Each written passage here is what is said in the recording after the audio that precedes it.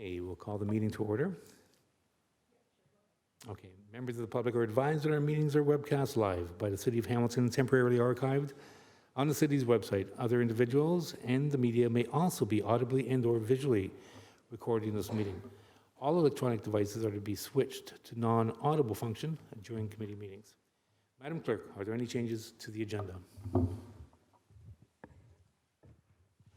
Yes, Mr. Chair, we have a few changes to the agenda. We have two new discussion items. 10.6, changes to provincial funding, long-term care, report HSC 19047 citywide.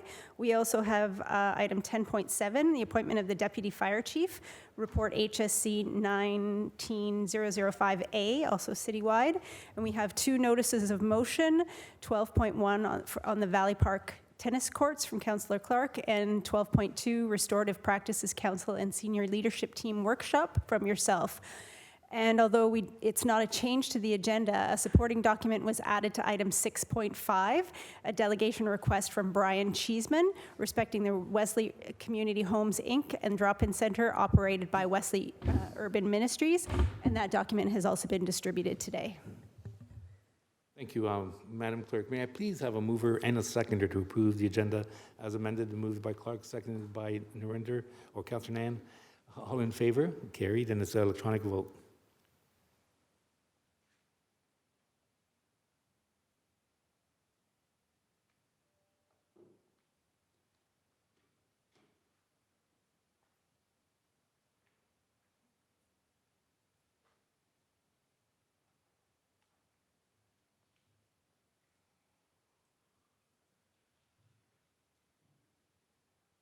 And that carries. Are there any declarations of interest? Hearing none, may I please have a mover and a seconder to approve the minutes of the July 11th, 2019 meeting, moved by Councillor Nan, seconded by Councillor Jackson. All in favor? And it's electronic vote.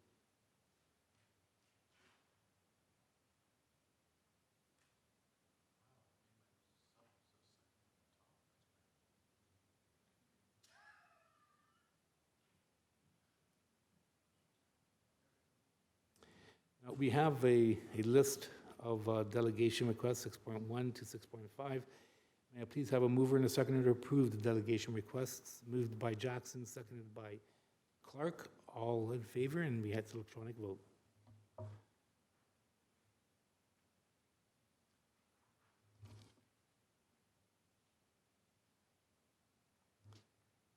And that carries. And now we're moving on to 7.1, the local impact of the Celebrate Ontario Fund on festivities in Hamilton, and it was referred from the July 8th meeting. Are there any questions? Hearing none, may I have a mover and a seconder? Moved by Nan, seconded by Jackson. All in favor? Oh, Councillor Jackson.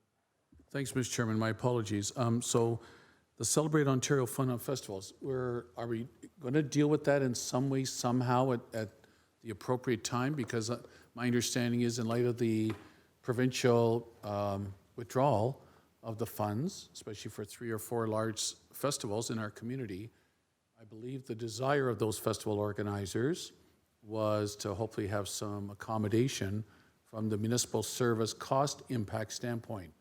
So it was referred here, and I just want to make sure, is that some way, somehow being dealt with? Because I may be, in light of vacation and that, I may have missed something while I was away, Mr. Chairman. Through you to whoever. Paul? General Manager Johnson, please. So through the chair, what you're dealing with in consent is what the original report that was referred here, 10.4, provides some additional information and an opportunity for discussion on the potential for fee waivers. Perfect. Thank you, Mr. Chairman. I'll wait for that. Thank you, Paul. And this doesn't require an electronic vote, so may I have a mover and a seconder to receive the report? Moved by Jackson, second by Pauls. All in favor? And carried. And on 7.2, we have accessing capital repair funds for the National Housing Strategy. I'd like to call on Paul Johnson, the General Manager of Healthy and Safe Communities, to provide a brief introduction to item 7.2. And Paul, the floor is yours. Through the chair, I noticed the emphasis on brief. So I will simply say that this is the first step in what we believe is a very important move forward You may recall a number of months ago that there was an announcement in Toronto of an agreement to cost share and have some infrastructure investment in community housing to the tune of $1.3 billion in the case of Toronto.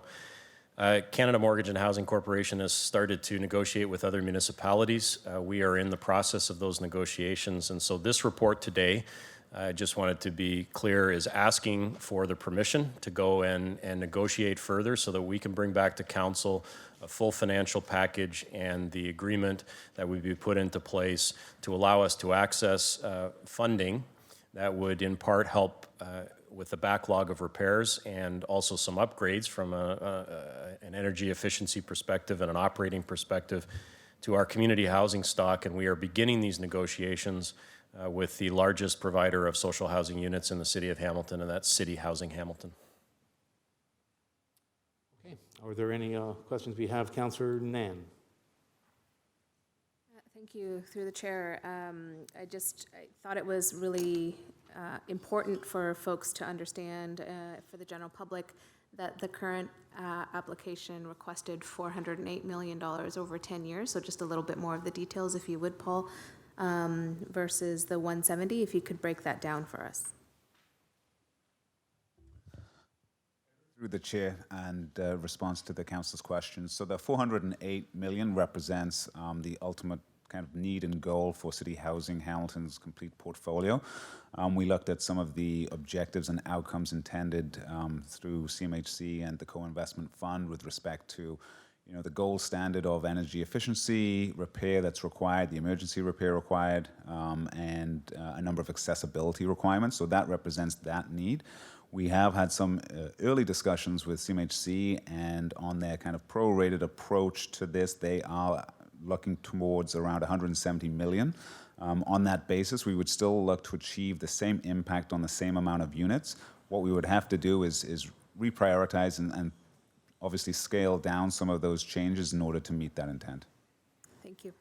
I thought it was important for the public to understand that $408 million, I thought that was a really, personally a staggering number, but I think it's an accurate number in terms of a full repair and renewal of our CHH units, and that we'd still be able to do a bulk of the work in the scope of the potential funds coming at $170 million.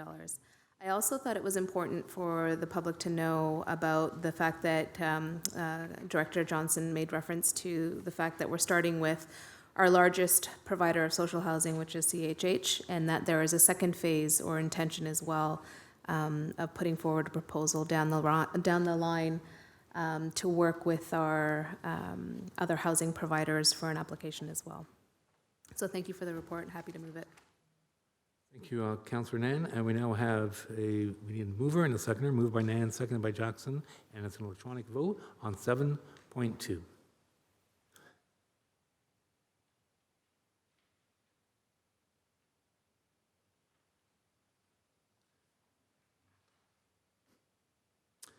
And that carries. We're now moving on to the public hearings and delegation portion of our meeting. And we have 8.1, Robert Manley, respecting the closing of the Wesley Day Center. I'd like to call upon Robert to delegate respecting closing the Wesley Day Center. The floor is yours if he's in attendance. Oh. Okay, going once. Going twice. Okay. We have a motion to receive. Madam Clerk, what do you suggest? No, I was just going to say that the next two delegates have requested that they switch the order. Okay. Oh, yes. So 8.2, Chad. Is Chad in attendance? Chad, come on down. Cam would actually like to speak first. Cam Bannock. Oh, Cam Bannock. Okay, so Cam.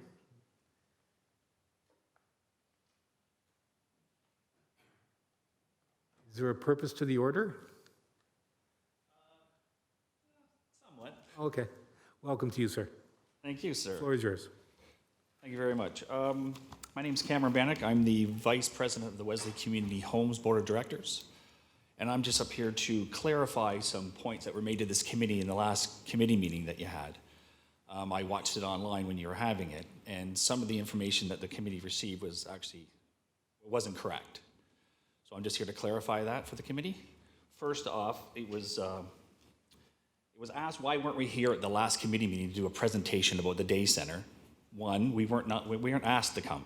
No one ever asked us to show up at a committee meeting to explain why we weren't renewing the lease. If anything, the city reached out to us, Edward Johns and Brian Krebs, and then we met with them immediately after a week or so after they reached out to us. We actually went to their office and met with them, and the other delegate's going to speak today.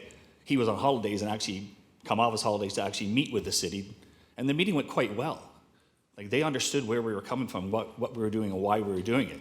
So for this to come to the committee like that, I didn't understand how that come about, to be honest with you. Another point of clarification, it was said that in 2013 that Wesley was a PID, a property in difficulty, and it was. But it was stated it was for financial reasons. It was never been for financial reasons once. You have a set of audited financial statements from our board every single year. It was an operational review done, and there was many operational issues at the time. Fire code violations, the state of the property. That's why they were declared a PID, not financially. So with that, the city put in a delegate. Myself started a new board, which is there now. This new board has been together now for 4 years, or a little over 4 years. We've done mission, vision statements. We've done governance training for the board. They've put in the time to turn this around and take it from a PID to where it is now. This meant like weekends for staff. These are a volunteer board. That's how committed they are to this community. So once this board got together, once it got declared a PID and it got taken out of that, got put back into the board of directors' hands as a community-based nonprofit, we wanted to know as a board of directors, are we meeting the needs of our tenants? So we actually had someone come in and do a needs assessment on all of our tenants. Individual interviews, what are we lacking as a board? What's here that should be here that's not? And what came back to us was, on a regular basis, 2.5 years ago, that the day center created a big problem. A lot of the tenants that lived in the apartment building section were actually scared to go in and out of their units sometimes. They didn't feel safe where they lived. Some of them did use that service. Majority do not.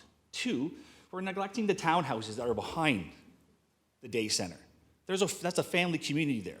We've not been able to put the playground back in because we don't have the resources or the time or the manpower to clean up the needles and everything else. That wouldn't be prudent on us to put it back there because the children can't use it really, to be quite honest with you, because it's dangerous.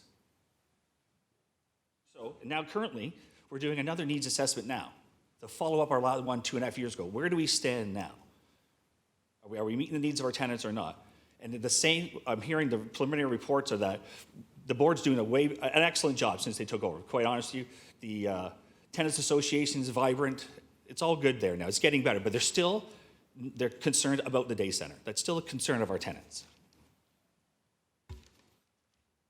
Another point of clarity. When our tenants were concerned when this first went into the paper about is it going to be torn down for condos, they just didn't know what was going on. It was stated through this committee, or someone stated to the committee, that the Good Shepherd put on a meeting at Wesley to address the tenants. No, it was myself and the chair that will come up here next. We held the meeting and answered questions from our tenants, not the Good Shepherd. The Good Shepherd is just a property management company that we hired to do property management. And as for another clarity point, staff was saying that they're unaware that we are going to use the first floor, the day center space, in our considered renovations of the vacant second floor. City staff were at our board meeting, and it was stated that we're going to move amenities from our second floor down to that space, laundry room, offices, so we can create more units on the second floor because we can't rent the second floor. So they sat at our boardroom table.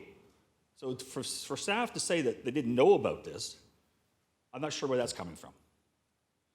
And those staff members are no longer here. I get that, but still. Secondly, I agree with Councillor Jackson's motion. The day center is needed in Hamilton. So is a safe injection site, not attached to a small nonprofit like Wesley Community Homes. I don't think it should be attached to a residence at all. Those are vulnerable tenants that got to go through that every single day of their life when they're dealing with things on their own. I agree it should be somewhere in the city, but I don't think it should be there, is my point. The other point I have is that you can't expect a small little volunteer nonprofit board to manage something of that magnitude. We don't have the resources. We just don't. We're good. We put our tenants first. This is what this board does now. Our tenants come first, not the city of Hamilton, not Wesley Urban Ministry, not the day center. It's what that's why we did the needs assessment. So we're putting the needs of our tenants on the forefront, not the needs. Does the city need to find it? They do. It got turned down at City Housing Hamilton, at Vandy Towers. It got turned down at First Place. Large property management companies, I get that. But the city is looking at us that we're doing something wrong here. Well, they can't even house this themselves. And they have more properties than anybody. We have one. That's all I would say today. I really hope this problem, the city takes it and puts it somewhere that everybody in the city can actually utilize that. Safe injection site, drop-in center, everything. It might have worked 20 years ago where it is. It doesn't work now. Thank you, sir. Appreciate that. And we have Councillor Farr. Councillor Farr? I appreciate the opportunity. I'm glad you come by, and it probably will help from the political level anyway, clear up a few things. I'm hopeful. And I'll say right off the top, Vice President Cam, if I was the one who commented at this or the previous committee meeting, that there may have been financial reasons for the city coming forward a few years back and assisting with the PID, then I apologize for that. Was it me? It might have been me. I can't remember who it was. Anyway, if it was, I am sorry. I do know. I think we all that were here will easily recollect the property and disrepair issue because they are so infrequent. So through you, Chair, is it a completely different board now from when we had all those issues where the Completely city different, did yes. need to step in and Yes. Okay. How many people are on the board through you, Chair? 7, 8. And the volunteer board, get all that, but you have a reporting mechanism from the property manager through you. You meet how often and who's the property manager? Who comes to your meeting that you deal with as an employee at the? The Good Shepherd. They come to our meetings and then we get the reports from them, financial reports, operational reports from them, and it's a monthly meeting, except for the summer. So they help through you, Chair, guide you volunteers who are, like you say, you've got other things you're doing, you're volunteering your time to be board members.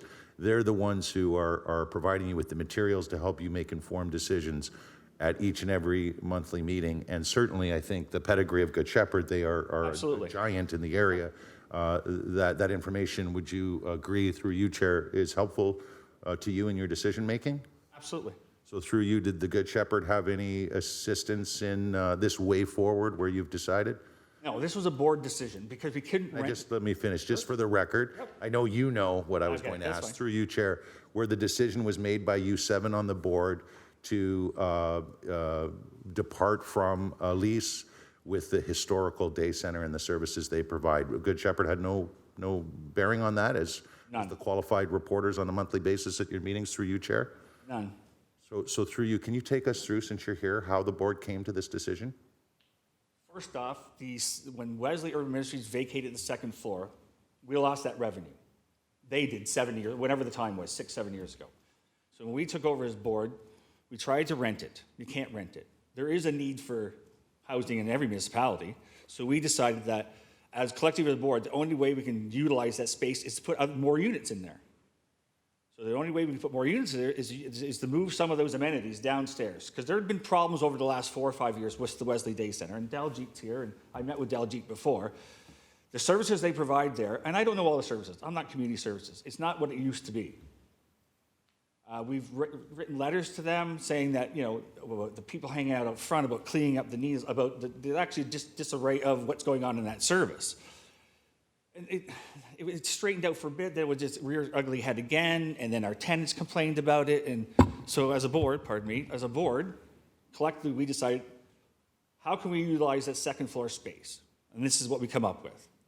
And we thought we gave Wesley Urban Ministries enough time through their lease, over 2 years, to find another place to put the day center. That was collectively what we come up with as a board. Through you, Chair, so are you saying here today on the record that Wesley Day Center knew for 2 years that they would not be welcome back once the lease expired? That's what I'm hearing? Yes? That's yes? For 2 years? Okay.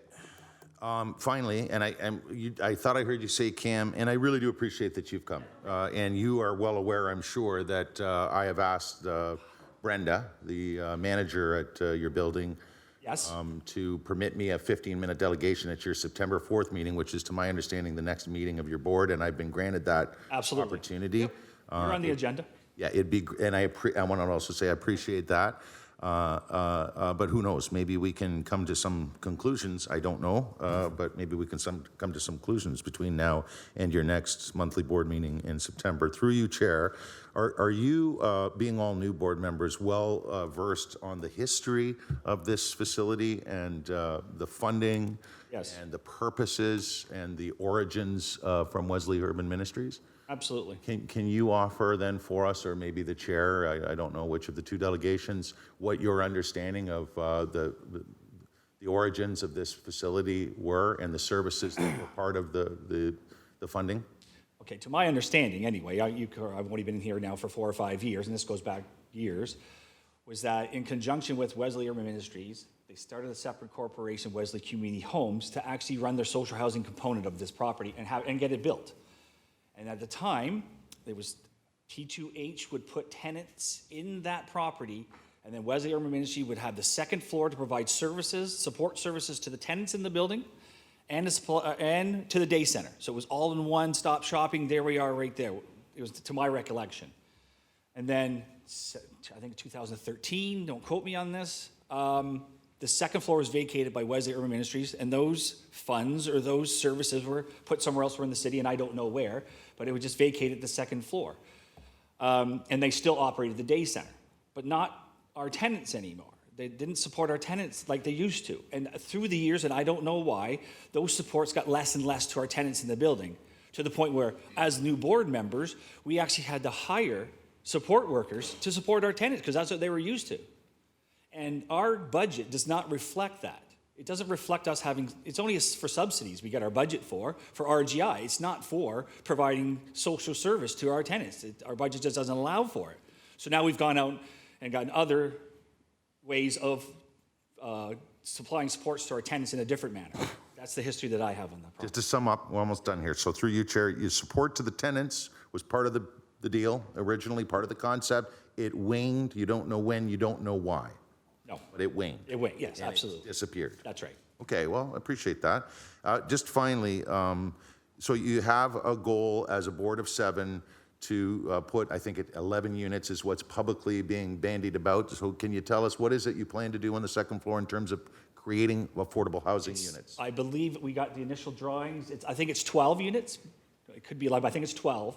And they've repurposed the first floor with new laundry, new offices, and we need a support office down there as well for the programs rerun there as well. And 12 new units, yeah, social housing. Okay. So who the board must have already lined up partners and funding and so forth. You're all set for that, or through you, Chair? How are you going to do that? How are you going to afford that? What we're doing, we've already got seed funding application for CMHC. We already got through the city of Hamilton. We got the subsidies for all 12 units, so we're going to do RGI as well. So it's Rankier Dingham, just like the rest of the property is. And we'll be going to the CMHC either, they have funds available to build new units through there. So that's how we're headed, that's the funding we're headed for. We already received the seed funding from CMHC for the preliminary work. You haven't received any subsidies? Oh, no. Okay, thank you. Thanks again for No coming. problem. Thank you, Councillor Lafari. Now we have Councillor Clark. Thank you, Mr. Chairman. I want to thank the delegate for coming today to meet with us and explain their perception and their position on the file. This started a little bit while back, just to clarify. This committee wasn't even aware of what was going on. It was brought to our attention by delegates who came forward, and in that particular meeting, we weren't even expecting what they were going to talk to us about. So no one could have been invited to that meeting because no one knew. And then it was coming back to the next meeting, and it was quite prevalent in the media. And I know the Good Shepherd folks were present at the next meeting. It's unfortunate that no one from the board couldn't attend and couldn't have spoken up at that time, because it would have been helpful to deal with some of these issues. But I get it. We have conflicting schedules all the time here, too. So you mentioned that the Wesley Day Center new for 2 years. Can I get ask the question, Mr. Chairman, in terms of how long the city of Hamilton was aware of this proposal? Again, I can get the documentation, but I'm pretty sure they were CC'd on that letter to Wesley Urban Ministries the day it went out. So at the same time frame. 2 years back. It could be 22 months, or it's pretty close to 2 years. I think it was January 2018, the lease ends March 2020, around there. And I think I heard you say that the city staff that were notified are no longer with us? Well, the service manager at the time was, We don't need the names, but they're not no, here. the service manager at the time is no longer there, and he was at the table, yes. And then did you continue to follow up with city staff from that point on? City staff is, some of them are bringing their, I'm not sure what you call them here, HAs, like housing administrators, to a couple of our meetings. They've been there, yes. Okay. Thank you. I appreciate it. Oh, one more question. In terms of what we were talking about, and I'm going by memory, I think we're talking about extending, going to March. When does the lease expire for the group? March 2020. It already, that's when, So March 2020. So instead of them leaving in August, they would leave in March, and we're trying to find locations that, so that's completely okay with you in terms of where we are. We're trying to work within your Absolutely. system. the August date to me, I just heard that through the media and stuff. I had no idea where the August date came from. Neither did we. Okay. I appreciate it. Thank you very much. Thank you, Councillor Clark. Oh, no, we have Councillor Pauls next. Gets a little bit confusing. Oh, yeah. We're using the same name, Wesley Center, Day Center, Wesley Tenants. It's all put in one, box, and we're trying to decide what we're talking about. But I wanted to ask, the tenants, how many tenants do you have on your building? Off the top of my head, I think there's 20-something townhouses and, say, 70? 70? Units, 65? It's less than 100 between the two. Right, and so the Wesley Center Ministry, you said they were giving support, right, to those tenants Back in the day, in yes. the back. What kind of support were they giving? Well, just what like kind- life skills and training, and all depends what they needed. Everybody needs different supports. It could be just life skills and cleaning, or it could be Okay. paying your bills. A numerous amount of supports. Everybody's graded differently on what they need. Right. So, and I don't So work what- community services, so I really can't. Why did they change? Why did they stop doing that? Do you know? Been there for or almost 5. I don't know. That was before I started with this board. so they decided to shut down, And basically? I don't know Is why. that it? That's right. Okay, and the thing I don't understand, now you're talking about the day center. They took over the Wesley Center Ministry? Is that what?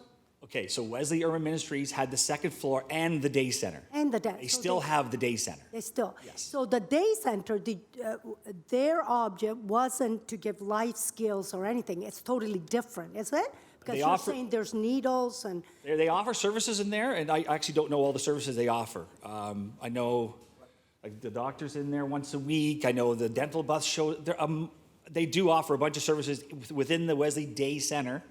I to the just don't know what same all. people, right?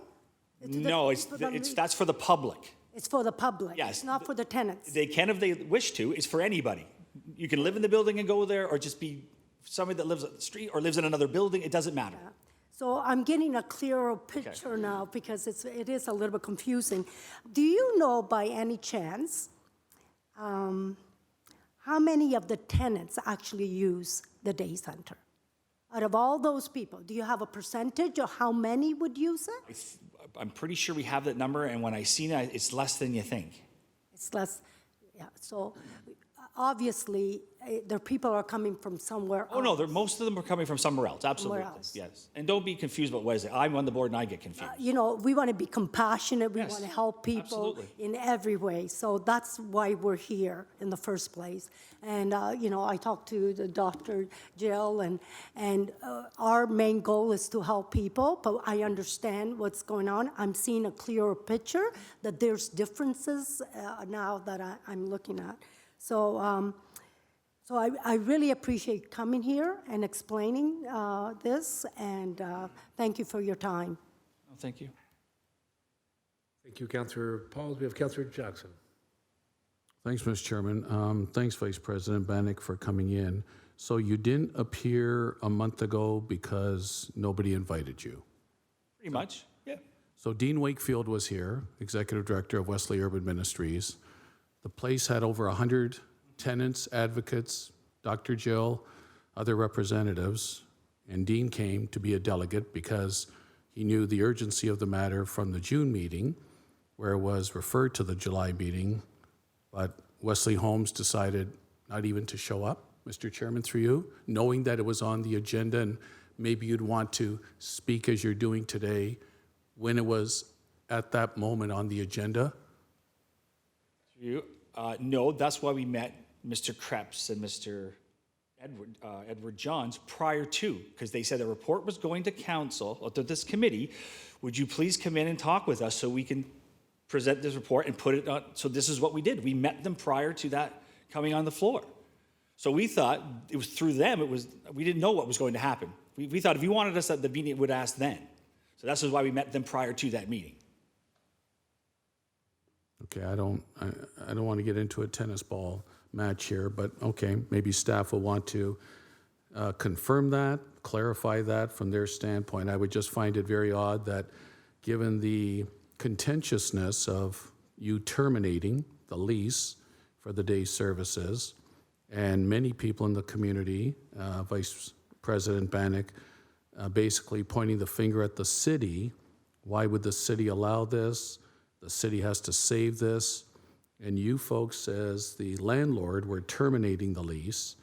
And yet, given the heightened awareness, Cam, in spite of the meeting with staff, you didn't feel at least to have one or two representatives here, just in case a number of questions would have been directed for the landlord. Mr. Chairman, through you. Oh, this is why I'm here today. So what I'm hearing bottom line from you is you want to get out of this business in terms of you want the day services permanently gone by next March from 195. That's right. Okay. Thanks, Mr. Chairman. Councillor Jackson, Forrest, sorry. Thank you. So Cam, you said you're not sure what skills or supports were offered back when? Okay.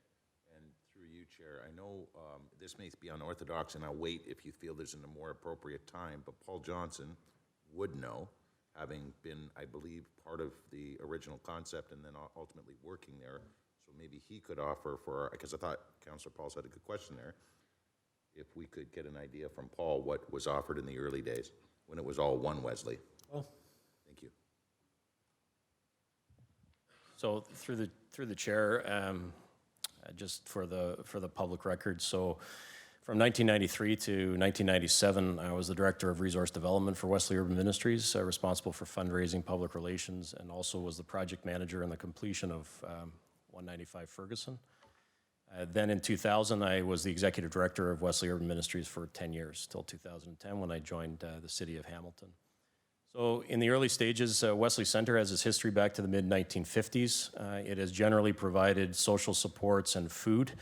Meal programs have been at the heart of Wesley since its Wesley Center since its beginning. Those continued at 195 Ferguson, was augmented by services related to housing supports, both for tenants at 195 Ferguson, through an agreement that we had where funding for housing support workers actually flowed through Wesley Urban Ministries, but supported the tenants at Wesley Community Homes. We also provided employment services, and health services have been a core element of it. The partnership with Public Health that remains today for the Street Health Clinic, and the VAN Needle Exchange Program, that's an outreach, has been a long-standing program as well. What changed a little bit in the late 90s and into the 2000s was the opening of an overnight shelter accommodation program. Wesley had been providing that in the evening times during the winter months as a note of the cold response.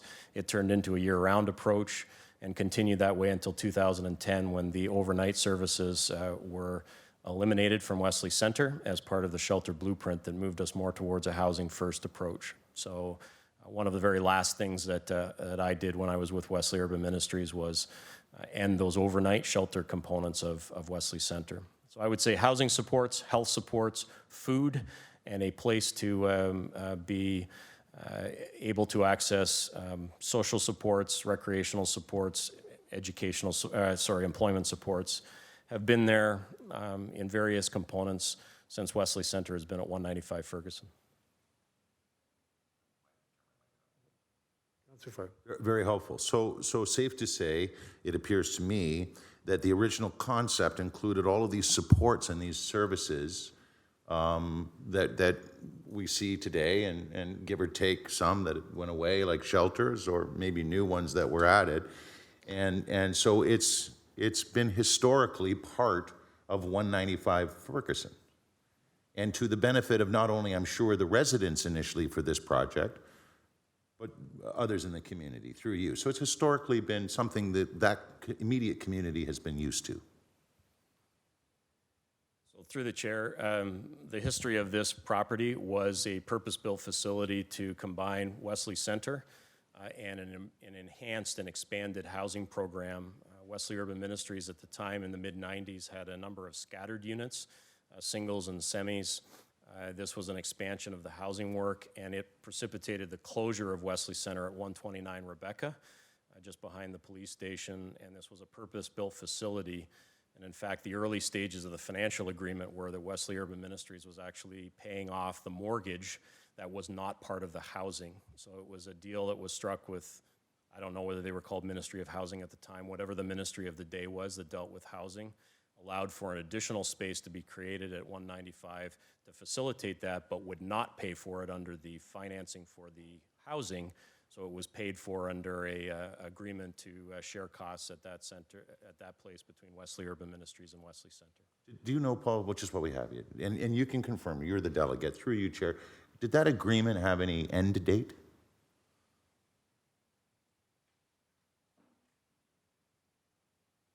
So I don't know what terms became negotiated over time. There were, while I was there, the terms were always with the mortgage renewal dates. So there was no lease negotiations. The mortgage renewal was simply prorated across the space that was used, and our rental component at Wesley Urban Ministries was based on that. So we were all cheering when interest rates went down, and our budget at Wesley Urban Ministries became a little tougher when it went up.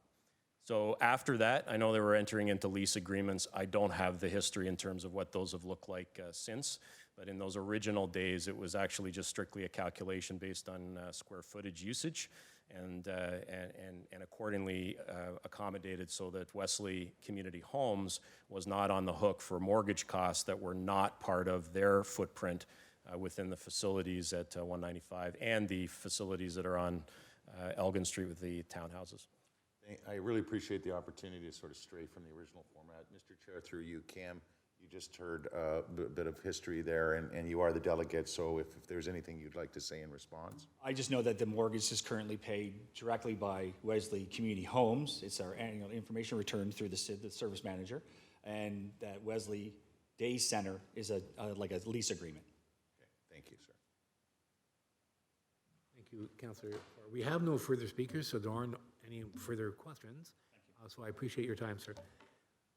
Now, there were previous speakers that I asked to come down, and I believe the next speaker will be Chad Ruglich. Am I pronouncing that right? Welcome, Chad. The floor is yours. Thank you, Mr. Chair. Thank you, Council, Gallery, Press, Vice Chair Cam, and the Wesley Board that had the opportunity to make it today. My name is Chad Ruglich. I am the current chair of Wesley Community Homes. For the Board of Directors, where have we been? Why have we made the decisions we've made? These are some of the questions that we've heard from Council, from the media, from the public. And with Cam, I'm here to provide as much meaningful clarification as I can. We have been doing what we have volunteered to do, and that's fulfilling our mission. Wesley Community Homes is a not-for-profit housing corporation whose dedicated team of staff and volunteers are passionately committed to meeting the housing needs of the most vulnerable and marginalized in our community in order to make a profound impact on their quality of life. It's been unfortunate to hear some of the misinformations or frustrations by council, press, and the community, as Cam has outlined. However, it's been overwhelmingly inspiring to see our community come together as they have in the past 2 months. And despite the perception, we stand proudly beside Wesley Urban Ministries. We stand proudly beside Dr. Jill, Mission Services, the Good Shepherd, all of the other branches of support through the Good Shepherd, the countless nonprofit organizations, including the 41 other nonprofits in our city. They're all doing what they do best each and every day. We are here, all of us are here, to lead by example and not by explanation. Without the dedicated groups of our visionaries, who would the folks turn to that need it the most? There is no question that we need this day center and every other supporting service I just mentioned. Without the funding and the support from supporters like the city, that Wesley Urban Ministries has been requesting for some time. And following the current housing and social services model set out by the province and the city, it doesn't allow us to be as we once were 25, 35 years ago, as Director Johnson pointed out. Partners in a beautiful mission that our friend Mr. Waterford presented last month in his mission, part of which being, and correct me if I'm wrong, Daljeet, a safe and acceptable hub of community belonging for marginalized, isolated, stigmatized, and impoverished individuals. We are here today to advocate with WUM, with Dr. Jill, for every single person who is in need of these life-changing services. We all need more support and understanding at all fronts, including from the city. Wesley Community Homes should not be conveyed as the reason that these essential supports are coming to a halt. Regardless of where you stand on a consumption treatment center, we definitely have a crisis on our hand with opioid use, a crisis that most of us are likely impacted to a certain degree in this room. Why not house it at 195 Ferguson? Our tenants were extremely vocal on their disapproval of this request. We serve these folks. This is our responsibility. Some may certainly want and need this service, and that would be no different than any other neighborhood in our community, in our city. Our not-for-profit volunteer board of 7, although eager, diligent, and responsible, does not carry the experience, the expertise, or the manpower to effectively house and sustain this critical service that we need. We are smart enough to understand how to get to the root of a real issue, and it should not be through passing blame, fault, or shame. This consumption site is a perfect example of our evolution in understanding that concept. Why on earth would we all believe that the collapse or a failure of these obviously profound critical services are hinged on a decision by a board working diligently to affordably house the people we support? This is a systematic failure. It's not a volunteer board failure. This is one of the strongest benevolent groups of volunteers, both young and mature, that I've had the privilege to lead. To step into a PID 5 years ago, turn it around and begin to stand up and make really tough decisions with what has been presented to us, with what we know and with what we understand, staying within the guidelines set forth by those who support us generously, such as the city. Being engaged and building a sustainable, hopefully flourishing community for folks in our beautiful city who need it the most. Let's be cautious on how much weight we throw on the unpaid shoulders of our volunteers. We need to focus on cultivating and fostering a culture of kind acts and volunteerism for the future of these services to even carry on.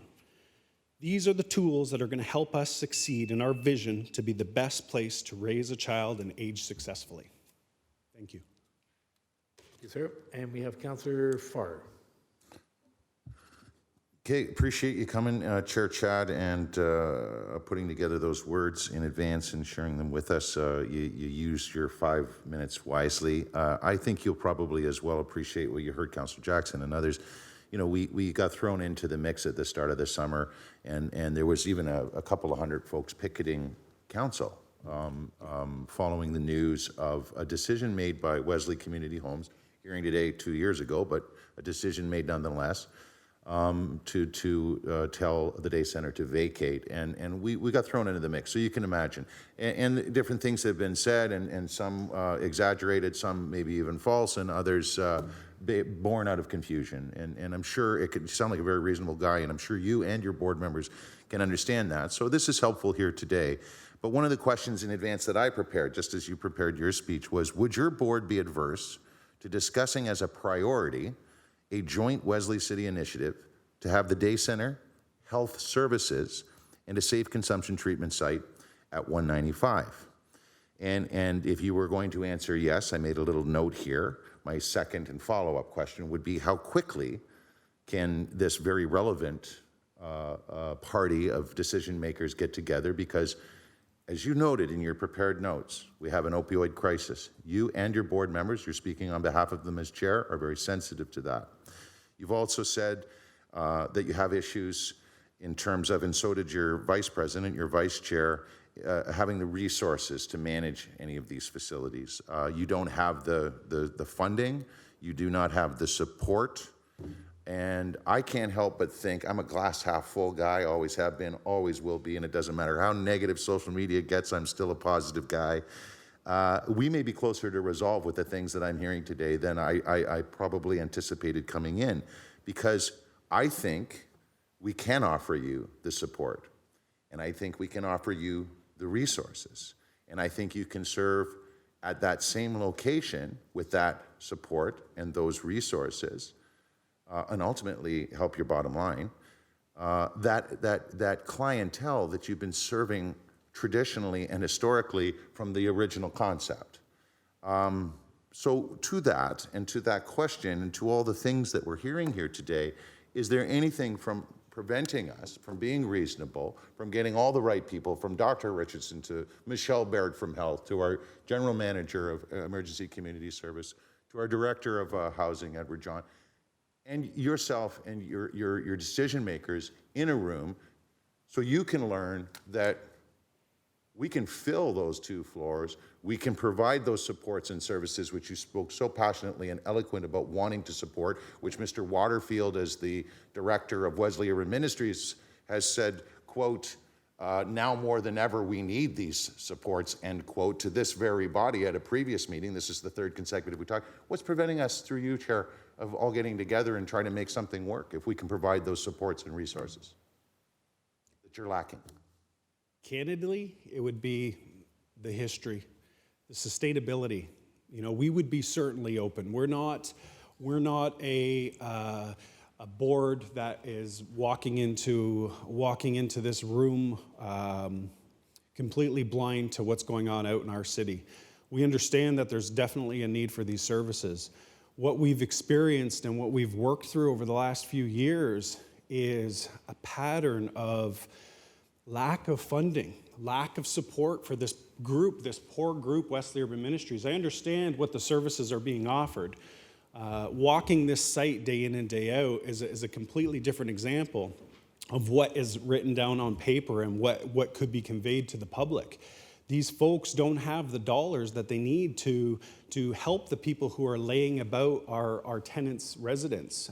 The dollars aren't there, and the sustainability hasn't been there historically to help the addicts in the playground where kids are playing amongst needles. Over the past 5 years, we've reached out consecutively, trying to build a relationship and trying to get some of these things resolved so we could maintain these services.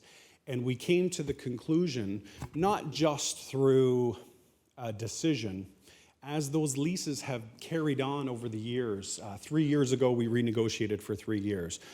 5 or 7 years prior to that, we renegotiated. There were some precarious times where Wesley Urban Ministry said, we don't know, we may not have the funding. One time it took 2 years to get a renegotiation. If we take a quick little detour off this and look at a different alternative, let's say we didn't make any decisions as a board, proactively get in front of our clients as our mission mandates us to, and our fiduciary responsibilities mandate us, and our friends here found an alternative, and they were supported by someone else who gave them a better home, and they said, we have to go. All of a sudden, we're left with 5,000 square feet. We're left with an empty shell. We're left with a service manager demanding what we're going to do to clean this place up and how we're going to react to the situation we're in, right? We acted as a positive, as a proactive board based off the circumstances of our past to make the decisions we did. We didn't come in guns a-blazing to take down the service. This was based off of what we saw coming. And I don't know what the outcome would have been come March 2020. It's a great question for Wesley Urban Ministries. Our friend, I apologize, Mr. Waterford, Mr. Waterford here last week talked about that funding. You know, very short on funding. They had some winter concerns. They had some funding concerns. August 29th was their deadline. March 30th was our lease. I don't think this was a matter of a landlord issue. I think this was a funding issue. This was the community. This was the city. This was our supporters not having the strength to build up Wesley Urban Ministries to continue these services. I think if these services were continued like we talk about right here, I'm a glass half full guy myself. If we were delivering what you want to deliver for the last 3-4 years, we'd be having a barbecue right now in the middle of summer, celebrating with the Day Center. We'd have an engaged Wesley Community Homes and Wesley Urban Ministries team side by side taking on these challenges, and we'd be proud of that. Well, I think that's great because I do believe, and I've been engrossed in this issue for some time, and that was a good answer. You were all over the place, but I caught some key words. The first thing I caught was you'd be open. And that's great because I can assure you I've already talked to all the people on the City of Hamilton side, and they're open. And you're recognizing, Cam's recognizing, the folks of Wesley Community Homes is recognizing, you've referenced 3 times now needles in playgrounds. That's called an unsafe ejection site. We're committed as a council in unity with the mayor on a safe consumption site, which addresses those issues. But we're aligned. I think we're more aligned than probably people realized. And a lot of it is because, and as you've also alluded to, the message wasn't clear. It wasn't a budgetary issue with Wesley Day Center initially, even before the pickets. Everyone made it an issue about this big bad, and I must admit to jumping on the bandwagon, and still to some effect feeling you could have, as a board, tried a little harder, but don't, you know, I'm not the greatest board member either. But initially it was really, everyone was going, well, why are they kicking them out? We understand now, and Councillor Clark's looked at this as well, there are budgetary challenges in addition. Mr. Waterfield, who represents the third Wesley, or the, let's call it the umbrella Wesley Urban Ministries, said that quote that's burned on my brain, now more than ever these services are needed. And you know what I said to him at the Y event about a week later? Well, you know, according to your website, you've got a $13.8 million budget. If you, as the person holding the money, feel now more than ever these services are needed, then why not throw $500 and cover the monetary issues that the Day Center has? So I'm elaborating just as you did on the response. I'm going to end it at what your first response was, that you would be open. And so if you could just clarify for the record, it certainly wouldn't hurt. You have already fulfilled the first motion of a few that have come out of this summer this big topic of the summer of 2019, and that is we initially said, this committee anyway, I'm not on it, but they said go away and talk to the board.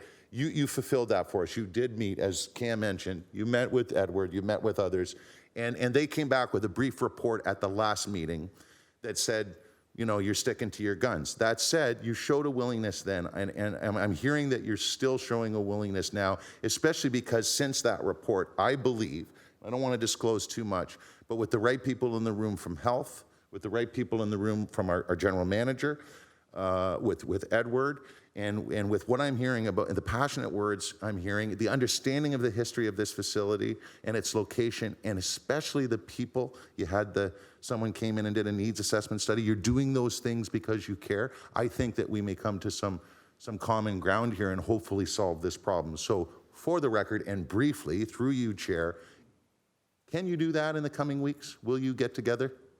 For the record, we are open to having a conversation with all those groups that you're talking about.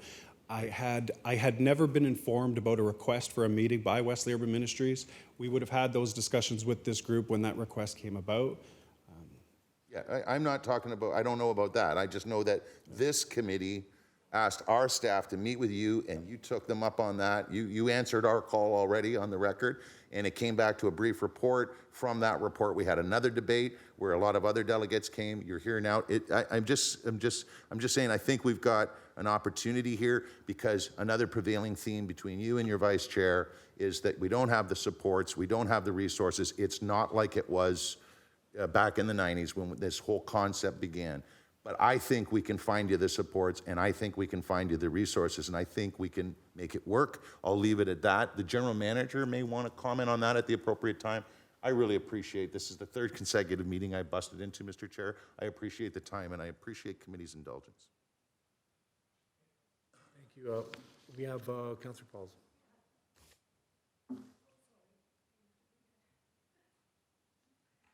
You know, thank you. This is great news, actually, because I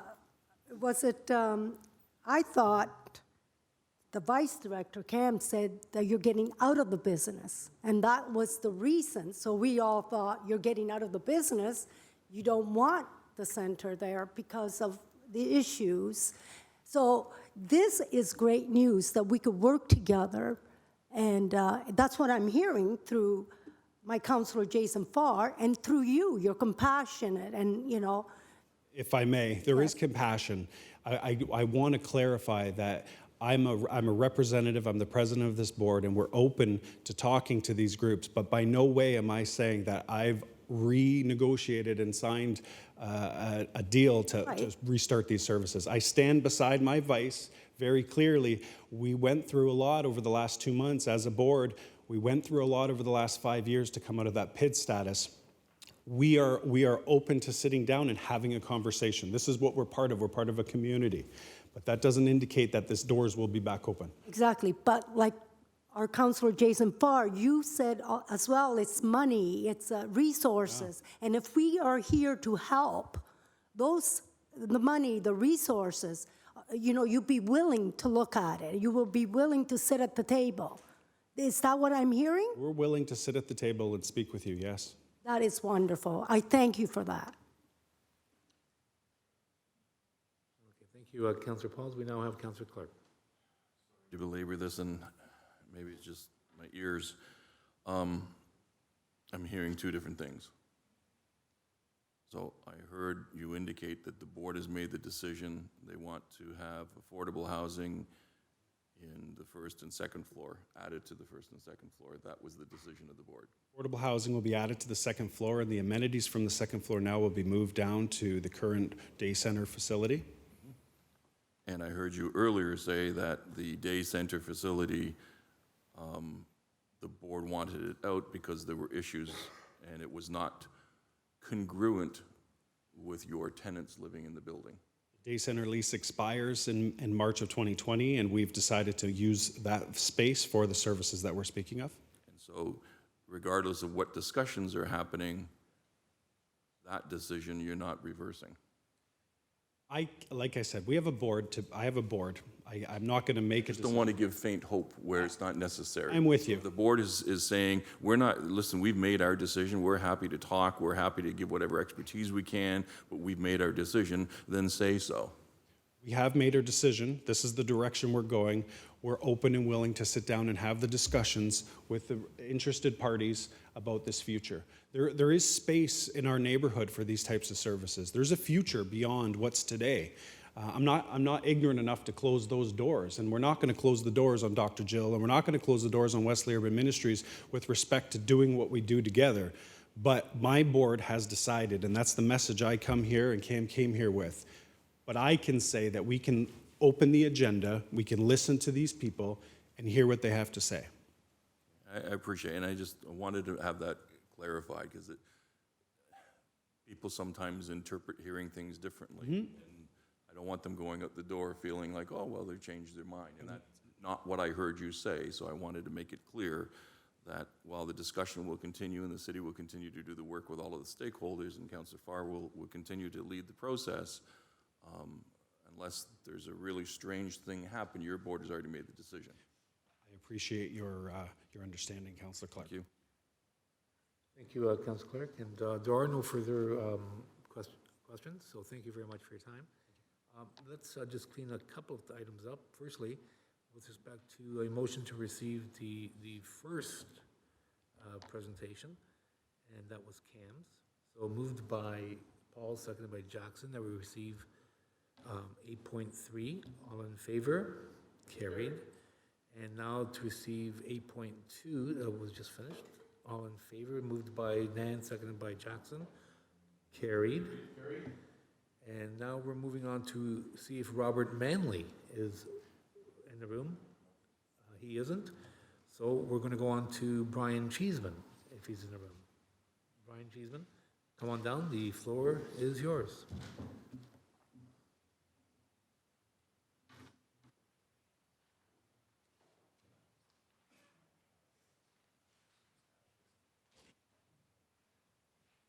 Thank you, Council, for letting me speak. Okay, my name is Brian, and I live at 195 Ferguson Avenue North, apartment 410.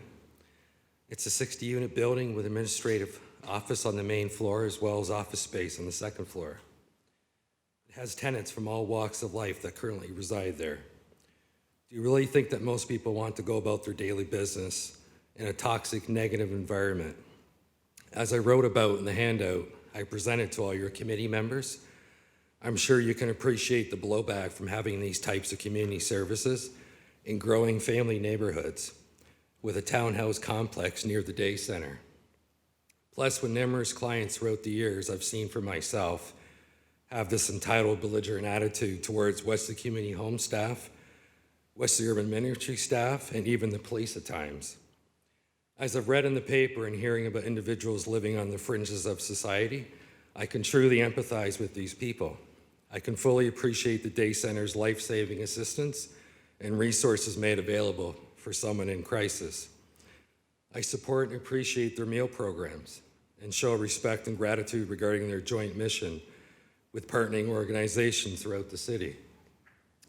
I can only speak for myself regarding how living amongst this atmosphere of chaos affects how I feel and live day to day. I believe for myself and many other tenants, neighbors, and businesses operating in close vicinity to the drop-in would agree that a new wave of enlightenment will follow when the Wesley Day Center exits from 195 Ferguson Avenue North. Now, would you like me to read that article, or? You have 3 minutes left, so you can do whatever you want within that time period. Whatever you feel necessary to get your point across.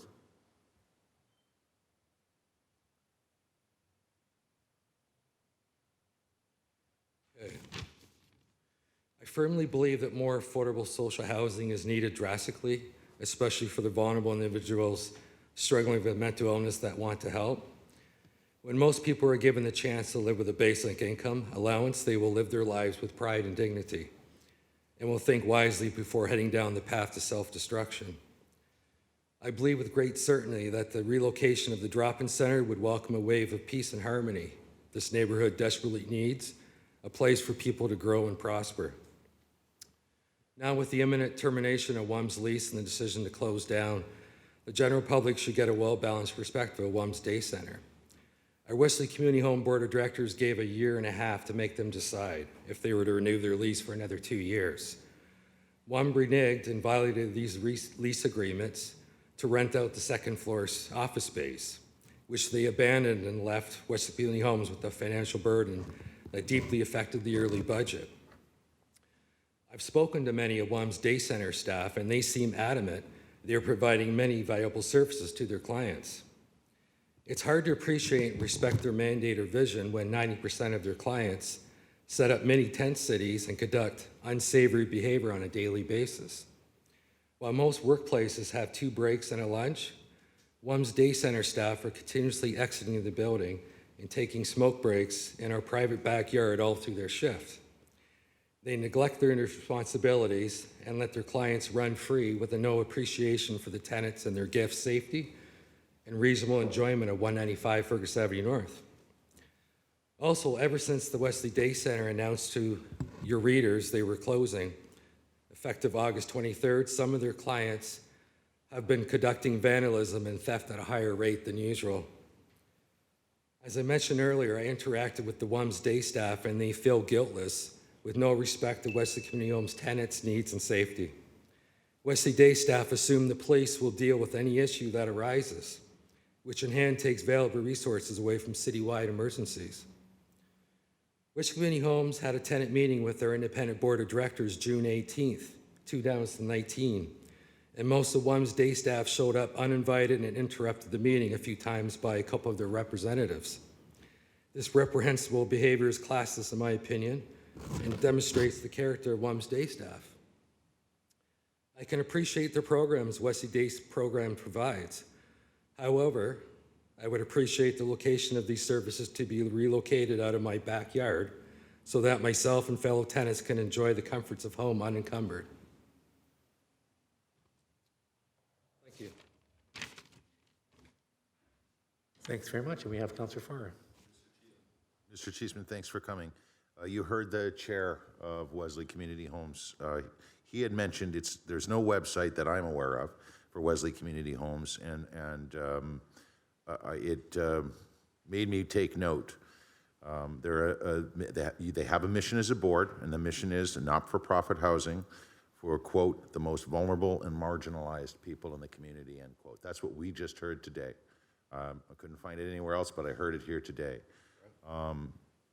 So the marginalized and the vulnerable who are being housed alongside you at Wesley Community Homes see no use for the resources that the Wesley Day Center has been offering over the course of your time as a tenant. Can you offer, through you, Chair? Okay, for one point, when I moved in there back in '96, I was working and had a car, I had underground parking, and then I had issues with my life and mental illness came into effect, and things fell apart that way. But I've never used those facilities whatsoever in my life. I've never stepped into their drop-in. I've never accepted any help at all from them. Interesting, because like we were talking about the history through you, Chair, all of this was tied in. That facility, it was all part and parcel. It's not really. Now it's not, is what you're saying as a tenant. There's a very small percentage of our tenants that actually use the drop-in center for maybe go in for a meal, or they might use the health facilities, like their services for that, which I'm for. They might use it for that, but I would say 80% of our tenants really have nothing to do with the Wesley Center. And just so I'm clear, through you and your delegation, you said WAMS, Wesley Urban Ministries, had broke into one of your meetings and was acting inappropriately. What happened there, sorry? It was a tenant meeting. It was through the board of directors, and it was just for them and our tenants involved. And most of this day staff, I'm just gonna say most of them, showed up and hung out in the back, and then they sort of like interrupted the meeting a few times, bringing up sort of selling their organization to us. Okay, it wasn't a brouhaha, more of a... It didn't turn into a farce. Okay. The board of directors, Cam and Chad, were, they kind of made their point and everybody zipped it up. Thank you, Mr. Chair. Thank you, Councillor Farr. We have no further speakers, and many thanks, sir. And so may I have a motion to receive? Okay, thank you very much. And that's moved by Clark and seconded by Pauls. All in favor? Carried. Now, moving on, we have 10.1, which is the Hamilton Housing Summit.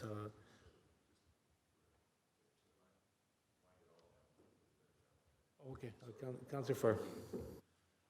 Thank you, Mr. Chair. Again, I appreciate it. Through you to our general manager, just on this topic, because we did hear the chair of the board suggest that they were open to meeting. And anything else you may have heard to help sum up for the record for not only this committee, but obviously those in attendance and those that are watching closely. So through the chair, the one piece is that from a timing perspective of all we're trying to accomplish here, particularly with the application that requires a location for the CTS, we cannot apply to the province for funding for a CTS without a location. So we are going to need to meet sooner than the next board meeting for Wesley Community Homes, which I understand is in late September.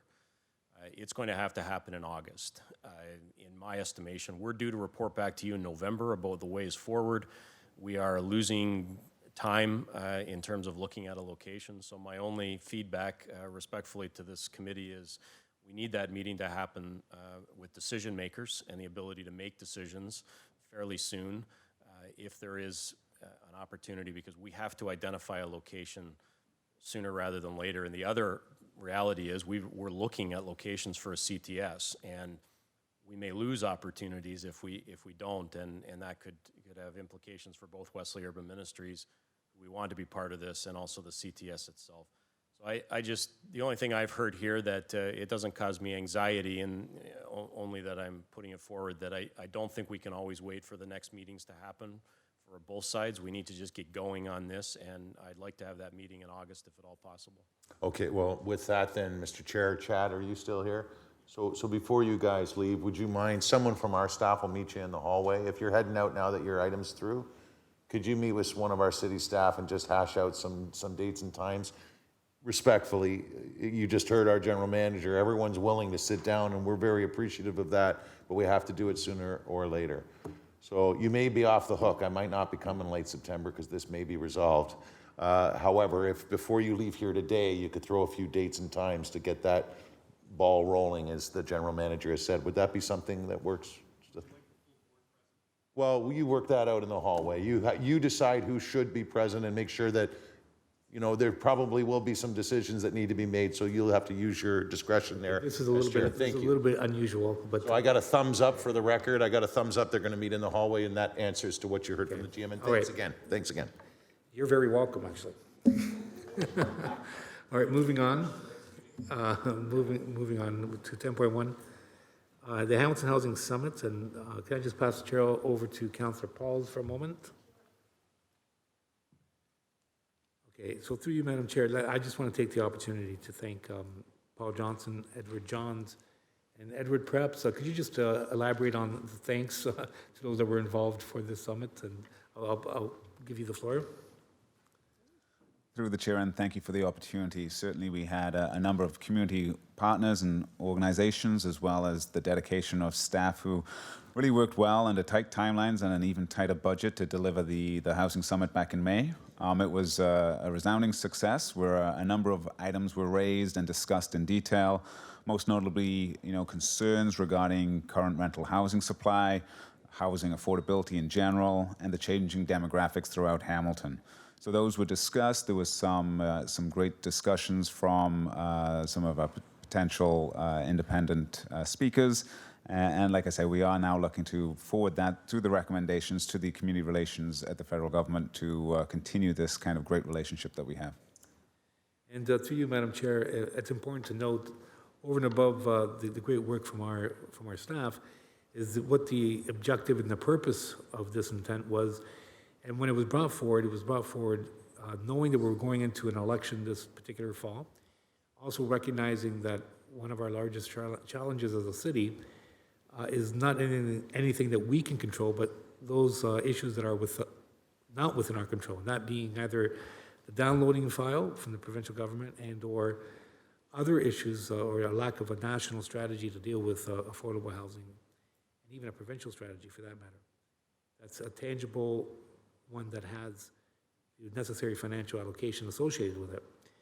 So in going into this, this summit, we did get a significant amount of very tangible information pertaining to the need, if not the need, the necessity of upper levels of government playing a role in ensuring that we have a collective objective and purpose, and also, more importantly, the money flows from the top down.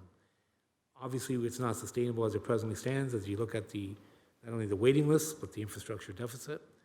So clearly, without any upper level of government involvement, it's just not sustainable. So what we hopefully what we'll see happen is that this will filter up to the federal government and have some outcome-based, tangible, not only discussion, but hopefully checks being issued to assist in what we have as a crisis here, and that is our housing, affordable housing crisis that's before us. So I appreciate your time, Edward, and that of Paul Johnson and all the staff involved, as well as all the participants. And I'll take the chair back, and I'll go to Councillor Clark. Thank you, Mr. Chairman, and I appreciate your comments and participation in the program. Given where we are in the electoral cycle, we would likely want to have that Government Relations Committee meeting in September. So I'll speak with the clerks and make sure that we can get some documentation ready for that election. Okay? Excellent. Thank you. And no further speakers on this. So on 10.1, may I have a mover in Councillor Jackson and Clark, all in favor, and it's an electronic vote.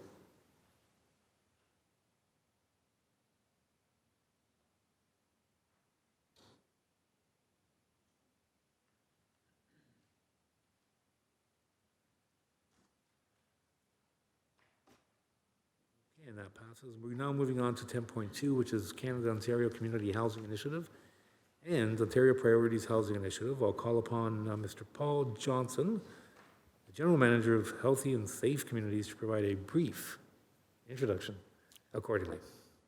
Paul, the floor is yours. Twice now, Mr. Chair. I'm getting the hint. Really just wanted to, again, place some context for this. We will be coming back with a more fulsome report for your approval with the parameters and the terms for these two programs.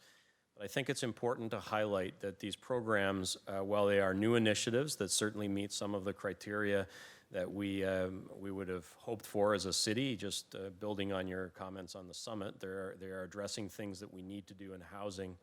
Overall, the amount of resources available for renovating existing housing and building new housing is down. This community will see a lower amount of investment possible through our provincial, federal, municipal cost share programs or flow-through programs. And so I thought it was important that we bring this initial piece forward so that there is a sense of the context of the funding that we're receiving, which is overall less. Some of that, and a big chunk of that, had to do with the changes to the cap and trade system, and you've already received reports on those programs. But our staff will be under heavier pressure to figure out how best to call for applications for this, and also then to set forward the priorities that you'll be seeing in September. So there is no need to take action today on this. It's not a recommendation report. That stuff is coming to you at the next meeting, I understand. But I did want to highlight for you that overall, the resources that we have available, particularly in the renovation end of things and the new build end of things, are just not at the level that we've experienced over the past averaging of 4 or 5 years. Okay, thank you, Mr. Johnson. And now we have Councillor Nan. Thank you. Through the chair, just a couple of questions on the info report. One is in regard to the timeline for the stakeholder group consultations of the Housing and Homelessness Planning Group, the Advisory Committee, and the Providers Group. Through the chair. Through the chair to the councillor. So we have initiated those. We've had a number of consultations. We have obviously relayed some of the points that Mr. Johnson raised in terms of the reduced funding and the greater pressure in terms of how we allocate those resources. We also relayed the issue that we do have more strict terms in terms of when those funds can be spent and when those admin dollars can be spread over the 3-year time period. So we have relayed all that. We've had some feedback, and that is within the next document, which comes to you September 5th in terms of the investment plan, which is the priorities and the allocations and how we're going to proceed. Thank you. I mean, the comment was already made around the summit summary, but the reduction is actually quite alarming.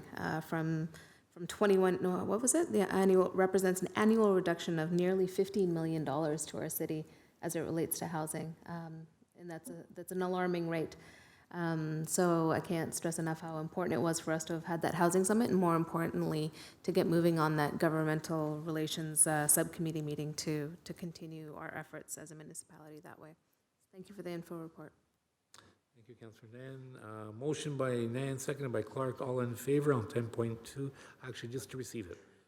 Carried. And on 10.3, we have Paul Johnson once again. On this one, you can actually take your time and elaborate. I think it's important. Thank you, Mr. Chair. And again, hopefully you find this helpful just to place a little context on this. What's different, because you'll notice in the report that the City of Hamilton, as in the community of the City of Hamilton, has been welcoming asylum seekers in a similar way before. The difference here is that we would be entering into agreements and having funding flow through the municipality, where in the past that has happened directly with service providers in the community. So again, we've been working very hard with our community to understand how this balances out a variety of pressures that are being placed on our need to house individuals. But I have to say that I'm incredibly proud of the work of our staff and then the work of our partners, community partners, who actually do a lot of the heavy lifting on the ground. We have had a very good relationship with the federal government, with our municipal partners, in particular the City of Toronto, in helping to assist in this very necessary piece. And as I've mentioned on many occasions, I would rather do it in a planful way, and I would rather do it in a way that we can enter into a funding arrangement than just deal with it landing on our doorstep, which would have been another alternative for us. So I just want to thank staff for the work that they've put in, not only in this piece of time, but also the work that we did last year as well, which I thought was just tremendous. Can I just pass the chair over to Paul's, Councilor Paul? Oh, I'm sorry, the other speakers, do you guys mind if I go ahead? Through you, Madam Chair. Paul, just a brief synopsis on, since let's say 2000, we've dealt with a significant amount of asylum seekers or refugees per se, particularly surrounding the Middle Eastern wars. Could you just give us a brief scenario of how many we've actually facilitated locally, if we have those numbers? Am I putting you on the spot? So through the chair, going back that far, we don't have those numbers before us. And in fact, in some cases, in particular when we were dealing with the issue in Syria, Wesley Urban Ministries directly dealt with the federal government and received a large number of that, and did so in a direct partnership with the federal government. So those numbers would take us a little bit of time. What I can say, and it dates back before 2000, it goes back in the history of this community, that we have certainly been welcoming people in. Waves of refugee need in our world. We've done our part, and I think what's happening right now is we're trying to work better as municipalities to understand how we can support each other appropriately without setting up families who are in crisis for more crisis when they arrive in a community that can't handle the volume and isn't supported to handle the volume. There's nothing worse than saying, well, we're moving on from one community and head to Hamilton, and Hamilton to go, oh my goodness, I don't know what we're doing. So we don't have the firm numbers for you, but I can say that this is a regular occurrence, whether it's happening with our community partners, whether it's happening through the municipality.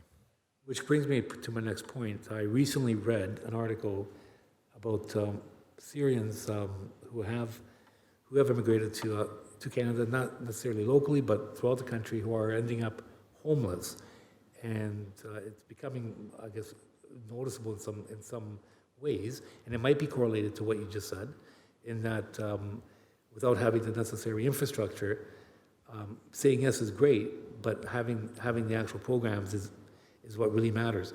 So in saying that, are we constantly monitoring and assessing our programming to ensure that we're meeting the demand, not only now, but potential demand in the future? Through the chair, we have seen a rise in asylum seeker families in particular coming to the city of Hamilton over the last 2 years and entering our emergency shelter system. So city staff are tracking that data and information, which has led to a conversation with the federal government, who has offered a reimbursement for funding for last year's pressures on our hotel system as a result, our overflow shelter system. So we are tracking it carefully and continuing to have conversations with the federal government about that. Okay, which brings me to my next question regarding what we need to do in order to alleviate the pressures on the shelters by trying to create, I guess, permanent housing, and how that can, the synergies between the two. So through the chair, much of the work that we've been doing with our community partners is just that if families are entering into a shelter system, it's for very, very little time, and the actual use of hotels or the shelter system is limited. It is about identifying opportunities for housing with supports. It is about having the rent supplements available so it's affordable as they enter into a social assistance system to begin with, and then get their their ability to work. And so while they're in process, asylum seekers have a number of things that are available to them, which will allow them to be sustainable. But it's the programs that matter.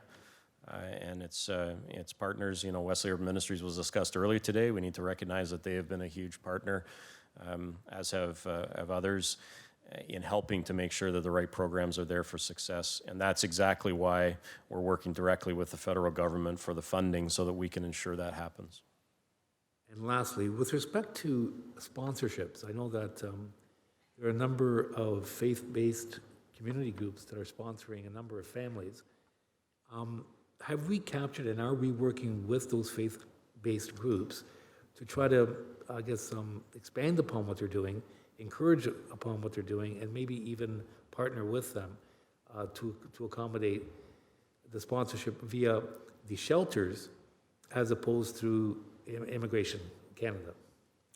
Through the chair, in this case, in terms of the report you have before you, no, the number of families in the program we're looking for isn't at that volume, but certainly it's a question. I know there was lots of work done, and Dalji Gary would probably be the best to give us a bit of information about how that works successfully alongside the program they were running the last time we had a large volume of families actually coming to our city. So we'll have to take that away with us. I don't have an answer for it. And in this particular report, under this particular program we're talking about today, no, we're not. Which now leads me to my next question. I think we need to formally pursue it through an action item. Perhaps I'll serve it as a notice today and work with you with the wording, because I think that's an area that we haven't, I don't want to say to use exploited, but that expanded upon. The desire is out there in the community, through you, Madam Chair. I find that a number of the faith-based communities are ready and willing to help. They just don't know where to go to help. And a lot of times, the complications of the immigration process, so they're actually sponsoring them from the country of origin. But once they arrive here, if a system can be in place systemically, it's so much, it's seamless. It's an easier process than waiting for somebody to be flown overseas in order to sponsor a family.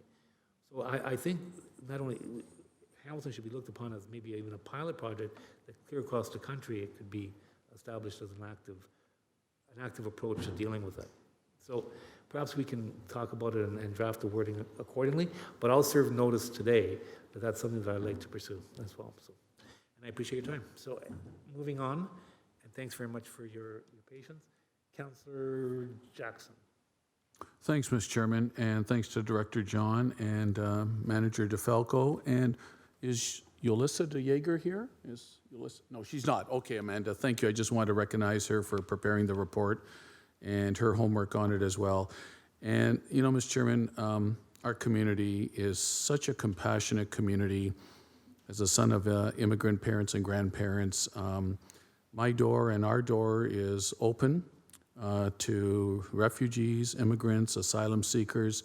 I've always been welcoming of anyone except for any who wish to bring any form of criminal element, and that's about the only category that I would not accept or invite to our great city.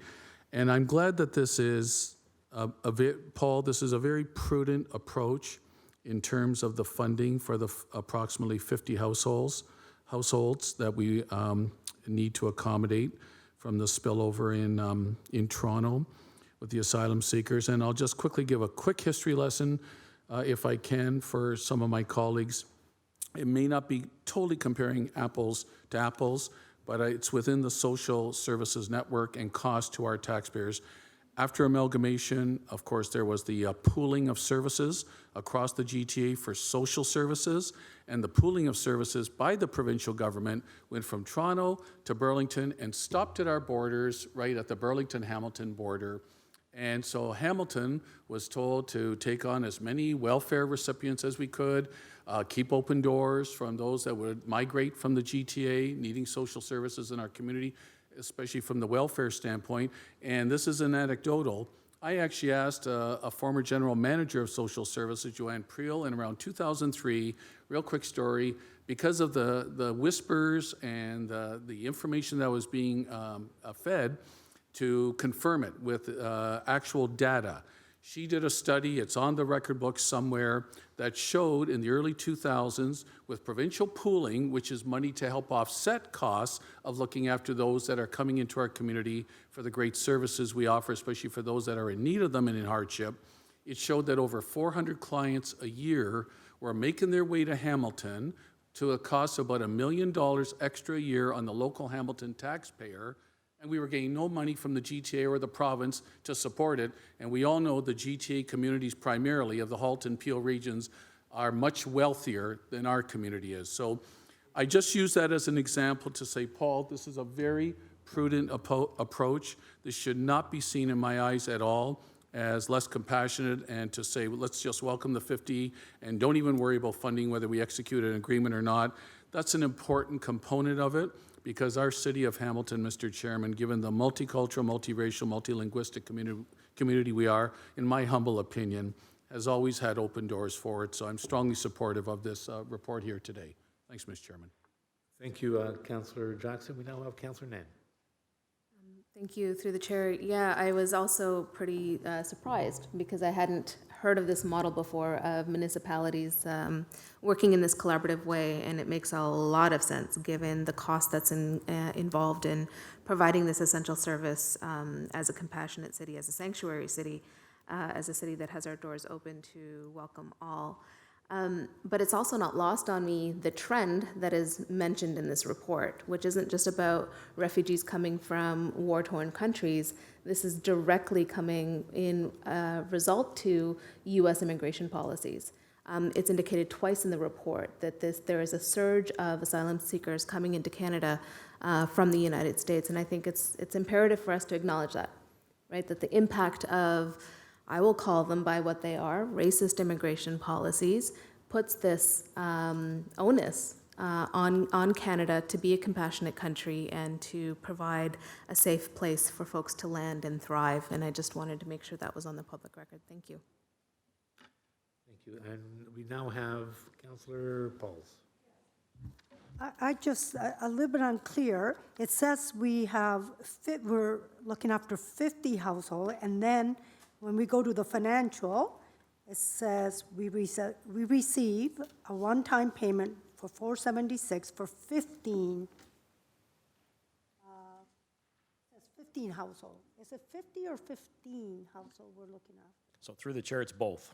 Okay. So the 50 refers to what we have done in the past, and there is, this report does combine the fact that we are getting some cost recovery for past activities. The 15 additional households is what is coming in the later part of this year and into early part of next year. So it is a report that talks about the work we've done to date and the work that is happening in the future. So total is really 75.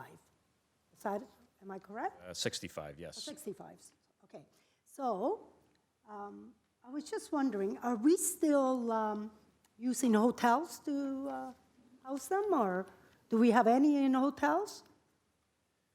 So through the chair, yes, hotels are one of the options we use for that short-term piece. And as I mentioned before, really our goal is to be prepared so that wherever the short-term stay is, whether that's in the family shelter, whether that's in a hotel, that is a very temporary piece. It's almost impossible to have it so well connected up that somebody can move into a housing unit right away. There are some things that they need to do in terms of getting onto, dealing with some of the administration issues. So yes, we do utilize hotels, and that's part of the funding. It allows for hotel usage and food to be there so that families are not struggling. We can focus on what's really important, which is getting them into more permanent housing or temporary housing, and having them move on with the rest of what they need to do. And it also says that we need to spend the money, $255,550, before March 31st, 2020. And obviously, it's probably going to be spent quickly. Through the chair, yes, they were very pleased we were having a summer meeting of this committee and council so that we could move on. Okay, good. Thank you. Thank you, Councillor Pauls. We have Councillor Clark. Thank you, Mr. Chairman. So if I can just get to the historical 50 that we talk about in the report, are any of those families still housed in hotels? So through the chair, no. Thank you. And with regards to refugees and asylum seekers, do we track where they are?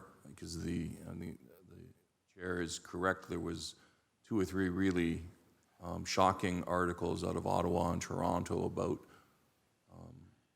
Syrian refugees actually becoming homeless, and that's not what they came to Canada for. And I just want to make sure that we're tracking and we're still working with the families so that that doesn't inadvertently occur here in Hamilton. Through the chair to the councillor, so we are able to track them when they incorporate and actively use housing services supports. So that's how we recognize where they are. Unfortunately, if they're not accessing those supports, we don't have an active way of tracking exactly where they are, just with the hope that they will then re-enter the system if that's the case. And so once they're out of the system and we don't know where they are in terms of getting supports or whether or not they're working and they've found employment and they have a house or apartment, we don't know any of that. Through the chair to the council, so we do, when they initially arrive, provide those intensive supports to ensure that they are set up both administratively and in terms of actively going forward those supports. If they choose not to continue, we're at somewhat of a loss in terms of tracking that. We can look at that going forward, but that's certainly what the system currently is set up as. So does the federal government immigration services track them as they work through the program, or? It just seems disconcerting to me that they could come for help and then just kind of fall off and end up living on the street. Through the chair, certainly there are a number of community organizations that we also link people with, and so from the city's perspective, are we tracking? We have, as Edward says, our programs, and we would track through there. Other community entities, our hope would be that no one would be completely unsupported or exit throat of all supports. And my sense is that the federal government would track them through the process of their asylum their application, which they are working through a process, of course, to determine whether they will be allowed to stay in Canada or not. Yeah, see, the article that came from quotes from the Canadian Alliance to End Homelessness, they're talking about 2,000 refugees sleeping in shelters and being homeless. And I just want to make sure that that's not happening in our city.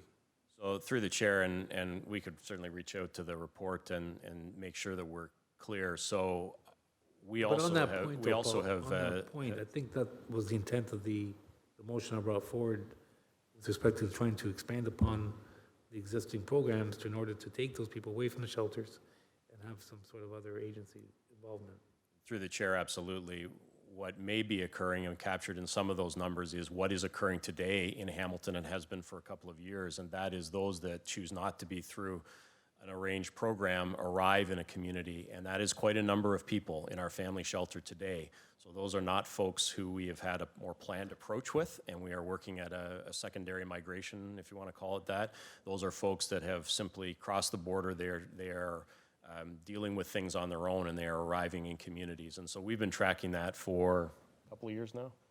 Couple of years, and at one stage last year, Vicki let me know it was 50% of those who were staying in our family shelter were those that were crossing over. So I'd have to check on the data and see whether that was after the program or whether those were people who had just made their ways to communities on their own, and because they didn't have the resources to enter into housing, were in a shelter system instead.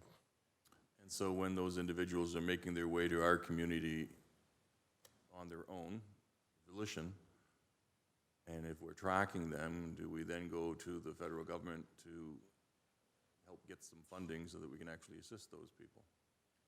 So through the chair, yes, that's what we've started to do, and is to say that we need those supports in place, and then the other side is that we need to recover the costs,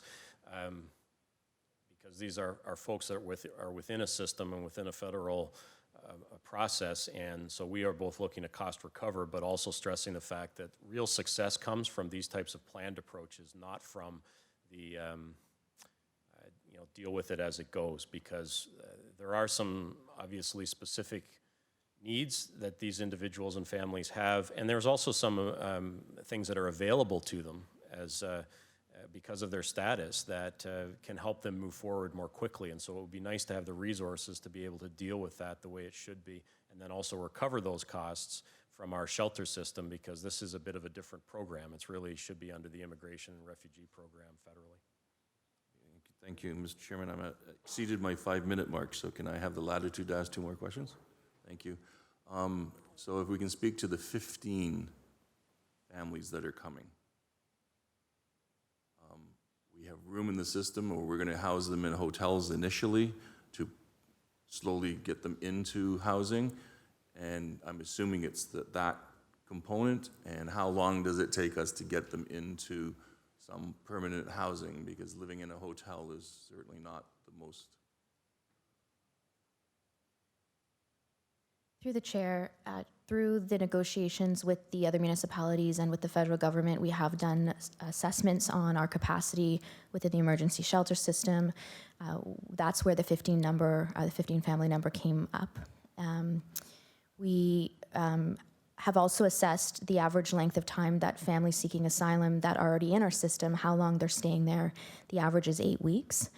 We do have some programming, as the general manager has alluded to, with respect to permanent housing with supports to quickly move those families out. And so we are looking at that as an option moving forward, where we can get them connected to housing and support services so that they're not languishing in hotels. Thank you. And this is my first time on this committee, so can I just ask, once we have secured permanent housing, Mr. Chairman, for those 15 families, is it reported back to this committee so that we know that these 15 families have come to Hamilton and we now have secured permanent housing for them, they've found employment, they're moving forward? How do we, it's one thing to receive asylum seekers, it's another thing to actually help them integrate into a society. How do we monitor that?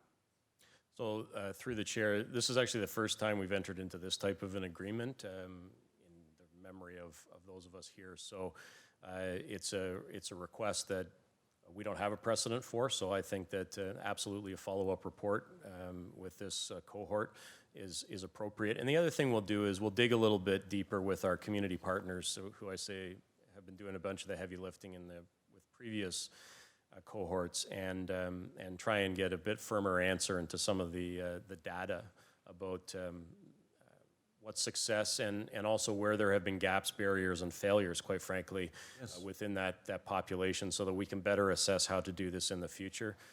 As someone pointed out, whoever was mentioning, I think it might have been Councillor Nan, this issue is not going away in the very short term, and I think it's going to be with us for a few years to come. And the more we can learn and the better we can do, it will help us as we move forward. So let's have that. I don't know whether we need a motion or a direction, but there hasn't been a process in the past, so a good one going forward would be great. I think, Mr. Chairman, given the importance of this topic, and we don't want to lose sight of it, it would be prudent to have a motion for a report back on this 15-family cohort and on the successes and how the program's working. So I'd be pleased to move that if we could have a seconder. That moved by Clark, seconded by Nan, and that'll be an electronic vote. I'll accept it now, Madam Clerk.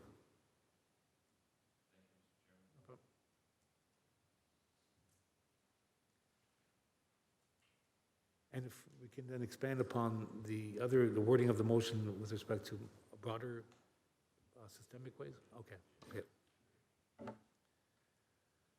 Moving on then, no further speakers on this item, so this is I need a mover and a seconder to approve the recommendation, which is moved by Jackson and seconded by Nan. All in favor? Carried. It's electronic vote. Oh, you want to speak? Okay, Madam Clerk.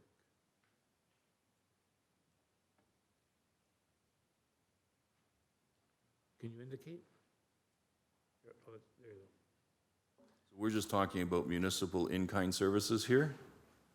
Or we're talking about helping to replace their funding?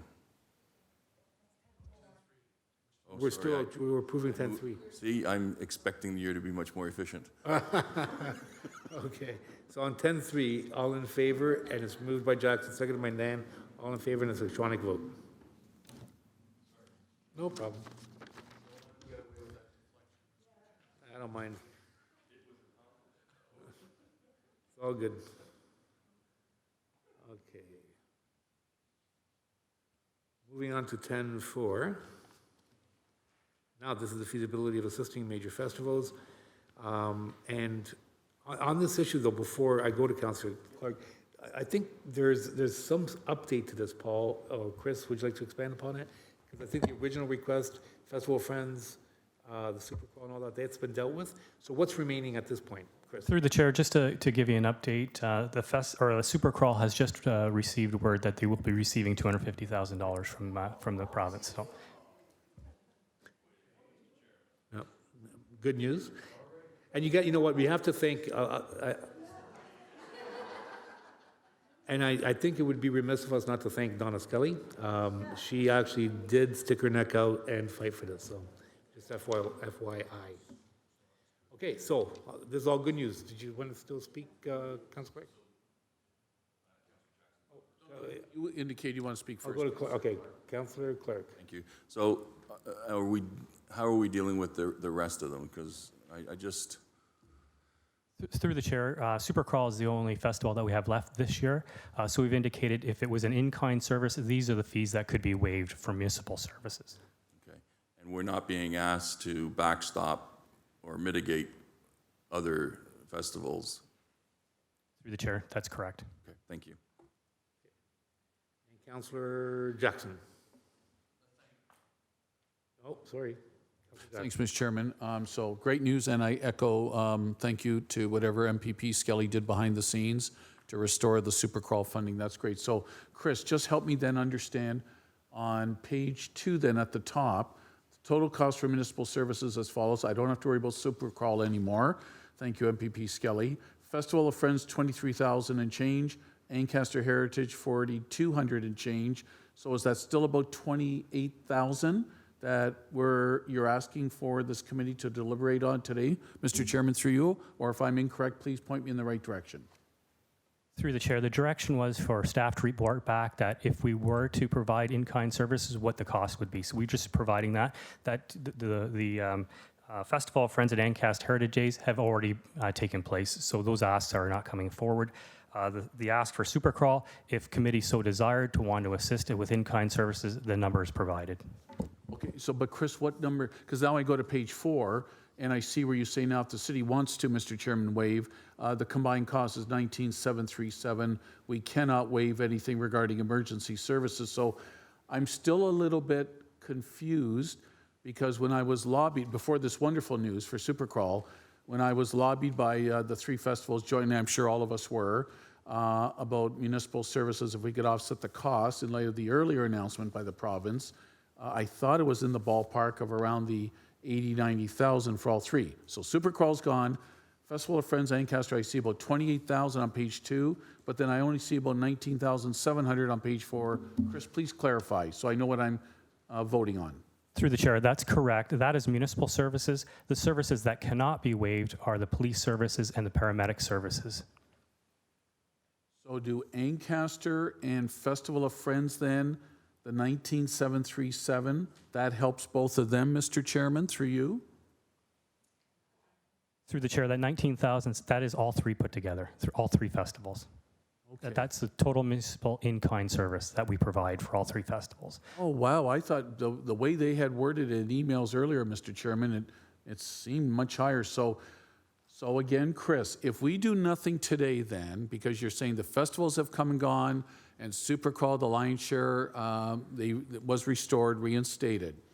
I just don't want to just receive, Mr. Chairman, and take no action, and then the other 2 festivals say that, you know, we were counting on that approximate 20,000 to help offset our municipal costs.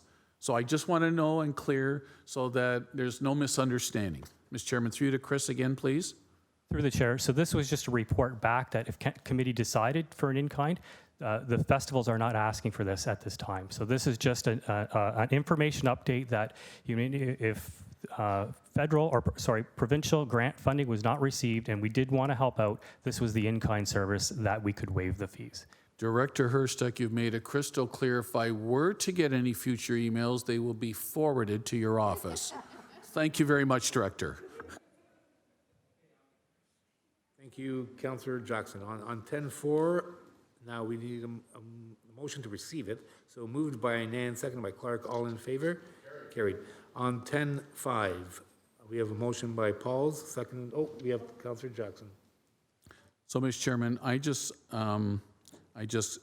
some perspiration started to come off my brow when I quickly read this because I've worked closely on page 2 and 3 with Director Mader to keep the 2 childcare facilities, programs open at St. Kateri, Tekakwitha, up in my ward, and at Huntington Park, both one with the Catholic Board, one with the Public Board. And I read through this report 3 times, and when I just saw no's, beside, under the column proceeding on both of them, I thought, am I losing both of these child care services, the only two from the East Mountain that I'm aware of? Because Director Mater last year knows that I had a huge lobby of parents that were very upset with the potential loss. And so I just need to know, are the existing programs at these locations being maintained? And it's an expansion capital component that won't go ahead? Because I just will not support if both are being removed from the existing services. Through you, Mr. Chairman, to General Manager Johnson, please.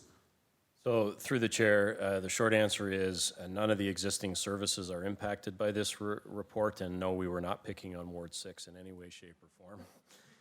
And that includes both the early on programs, which are the parent-child drop-in type programs that are in your community. One which was relocated to CB Sterling, the other that's at Huntington Park Recreation Facility. They continue, as does the before and after childcare that's provided both at Kateri and Huntington. So this report was is really part two of the reality of not only constrained funding, no new funding for expansion of childcare, but actually the possibility next year of having less money for childcare. So two things have happened in the last 2 months. The first is that we have had to implement a wait list for childcare fee subsidies because there is no expansion that's helping to capture more families being able to get into childcare. So there is the reality that we will have to enter into a wait list situation for fee subsidies in certain cases. The second is this particular report deals with capital expansion for childcare within schools. And the caveat in the agreements for the capital funding, which would have flown directly to the school boards, was the municipality had to guarantee the operating dollars for those childcare programs. And Mr. Chair, under our current funding scenario, we were unable to do that. As is noted in the report, this would be about $3 million annually to support these spaces. Knowing what the 2020 budget is and knowing what our current situation is, we did not feel that we as a municipality could say yes to that question prior to our submission on August 30th. Why it's before you today is that if you chose to do something different and allocate an additional $3 million towards childcare today, we would be able to make different decisions, but we just didn't feel that it was prudent for us to say that. So what this does is it limits the amount of new childcare spaces that would be created with the capital funding from the province. And where you see yeses, it is yeses to allowing the capital work to happen in schools where it is advantageous for us to relocate a community childcare provider into a school. And this has many benefits for families, as you know, proximity to where other children may be going to school, the connections between the transition to junior kindergarten and senior kindergarten. So I know, and I apologize if it's a little confusing, but this was really, when asked as staff, for us to sign off on the ability to fund the operating for childcare, we were not able to do that. Therefore, that had an impact on the amount of the capital projects that could go forward for the two school boards. This is only about expansion. It has nothing to do at this stage with any existing programs. Paul, thank you for that very thorough explanation, and maybe humbly suggesting, Mr. Chairman, in the future, a little asterisk at the bottom to save me extra deodorant I had to use before coming in here. That would have saved me some nervousness. Thank you very much, General Manager.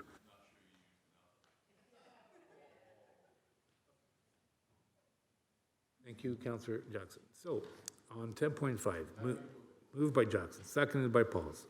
All in favor, and it's just being received, so carried.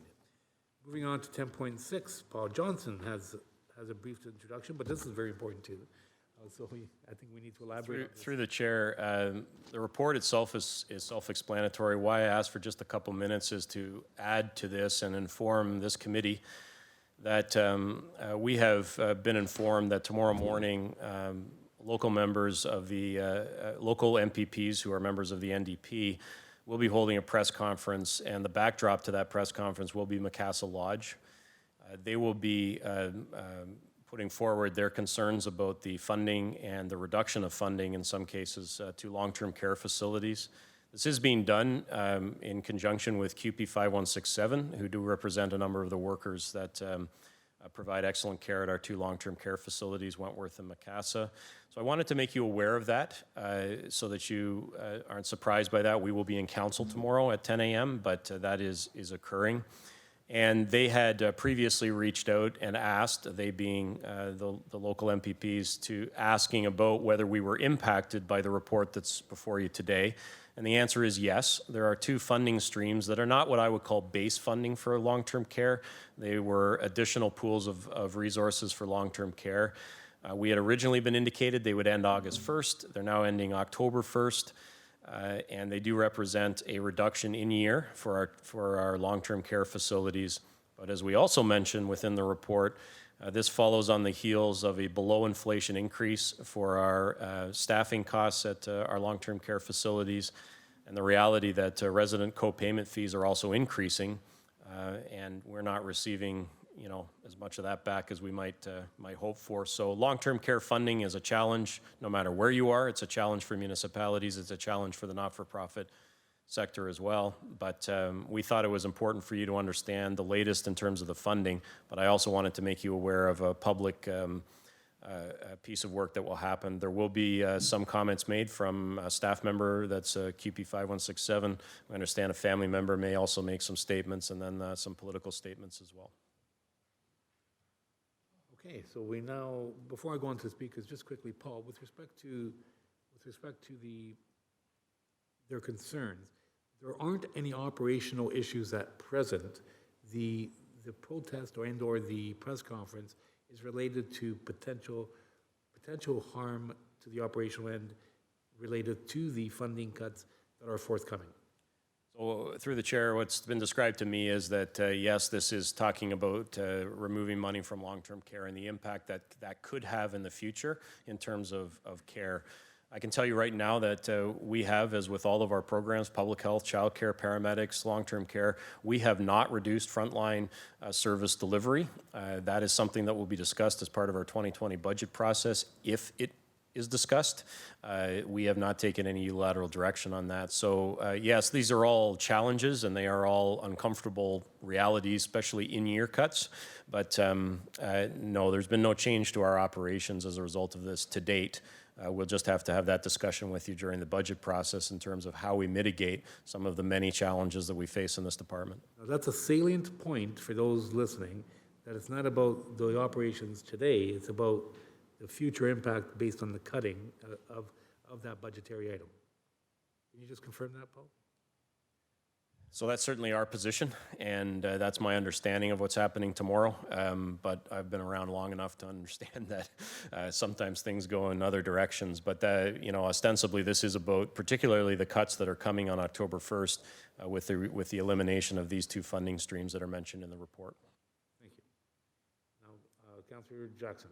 Mr. Chairman, thanks for that preamble, and I can't thank Senior Administrator ODRD enough for alerting this to my office in the last few days, because otherwise we would have probably not been dealing with this until the September ECS meeting. And as we get closer to this October 1st deadline now, it just may have been too late.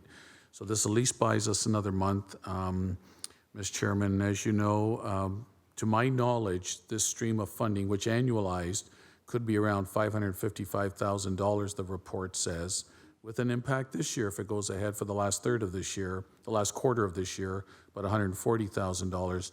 Primarily, the two funding streams, Paul, go towards living wage and enhanced wages for the outstanding staff that we have that serves the 430 frail elderly residents of Macassa and Wentworth. Mr. Chairman, through you to Paul to confirm that, please. Through the chair, the two streams tackle two issues that confront certain long-term care providers. One is the wage structures that are in place, particularly in municipal long-term care facilities. And so it's a very unfortunate term, the high wage subsidy. It seems to suggest we're getting subsidies to pay super high wages. We're paying, as you know, great compensation for what the skills are that we need. And that was a recognition that some of those costs differ between long-term care facilities. The second piece was really about facilities themselves. As you know, our two facilities, even the two that we operate as a municipality, both are built in different years. They both have different realities. So it was meant to address some of those concerns. And you know, those are important little pieces of funding that have been there. Holly tells me it's been there for at least 20 years. And so those are the kinds of changes that you end up dancing to try and figure out how to change that.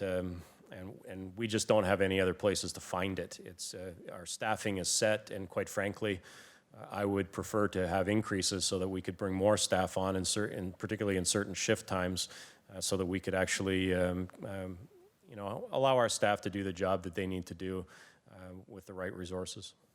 And Paul, the report talks about the province announced the 1.7% increase in long-term care funding, but that is even below previous government's historical averages, which again has, if you will, caused us to scramble a bit. Mr. Chairman, through you to Paul to confirm.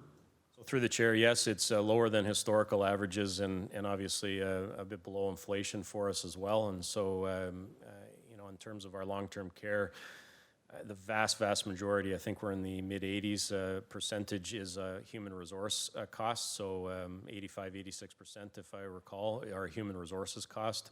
And those are largely governed by collective agreements. And yes, in the CUPE case, you know what our agreement is there, but we also have ONA, we have other groups there. And then we have food costs, which, you know, really we don't have a choice in terms of how we provide food and what we do. And we have lots of dietary needs that go on with the residents in our 2 care facilities. So all of those costs press us forward. Our staff do an incredible job of trying to be efficient and effective, and they've done some things around food service, and we've done some things around joint procurement, and we've done some things around standardizing of equipment, all of which save us money. The challenge is when you're constantly below inflation in terms of funding increases, or you lose some of these funding streams, it becomes more challenging for us.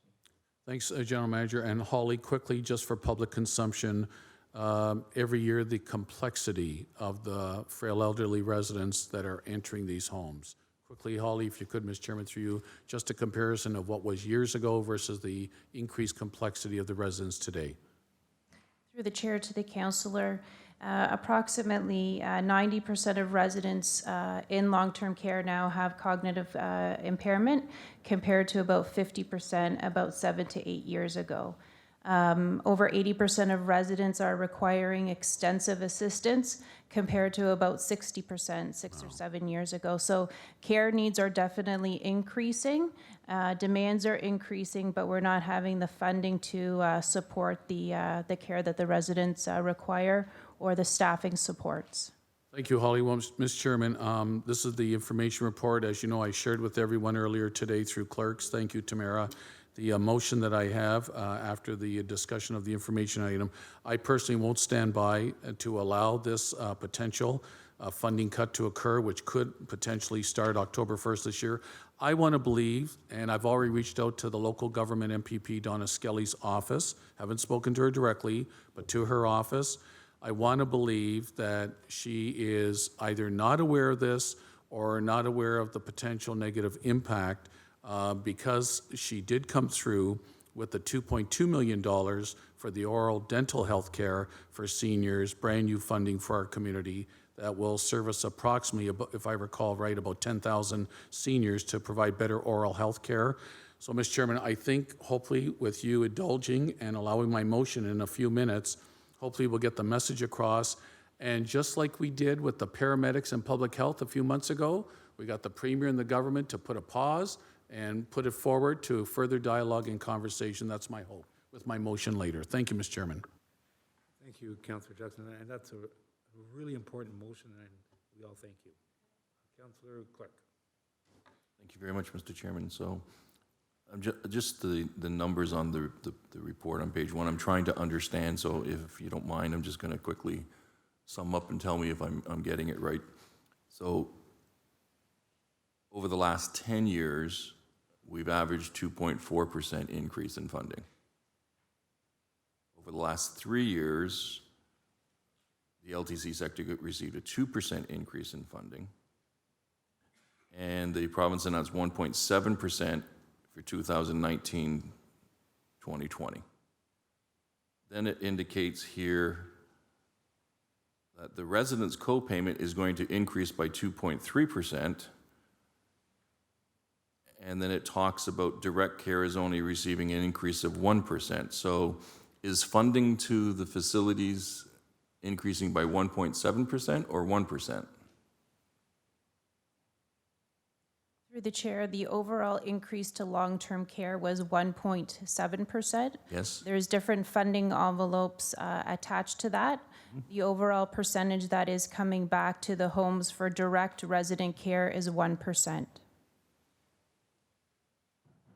Thank you. And can you advise, Mr. Chairman, I'm not aware of what the co-payment fee is. So what do residents and their families pay in terms of a co-payment? Through the chair, I do not have that information. I can share that with you, and it ranges on the residents' previous year's income tax. So can we get perhaps by email, what those numbers would be? I honestly don't know. I know that in the private sector, in some of these retirement homes, they're really huge numbers. So I'd like to understand how it works with the patients and the residents. Through the chair, yes, we can share that information with you. The cost for a ward is approximately $1,600, and cost for a private is approximately $2,400. Most of the residents are paying for that in full, with part residents having a supplemental income to support their payments. And if a resident only has old age security and CPP, how does that work? Through the chair, it's geared to income. Thank you. Appreciate that. And then the last question, you mentioned assessments. I'm assuming these is in the hospitals that use RUGS 2, RUGS 3 assessments. I'm assuming that's the type of assessment that's being used, so we understand the true acuity of care of the patients versus what the province might say the acuity of care is. Through the chair, yes, we use the RAI MDS that has the RUGs that are attached to the assessments. So all of the information through Ontario is centralized to the CIHI data to help us determine what the level of care is in the homes. And the province is aware of those changing acuities. Through the chair, that is correct.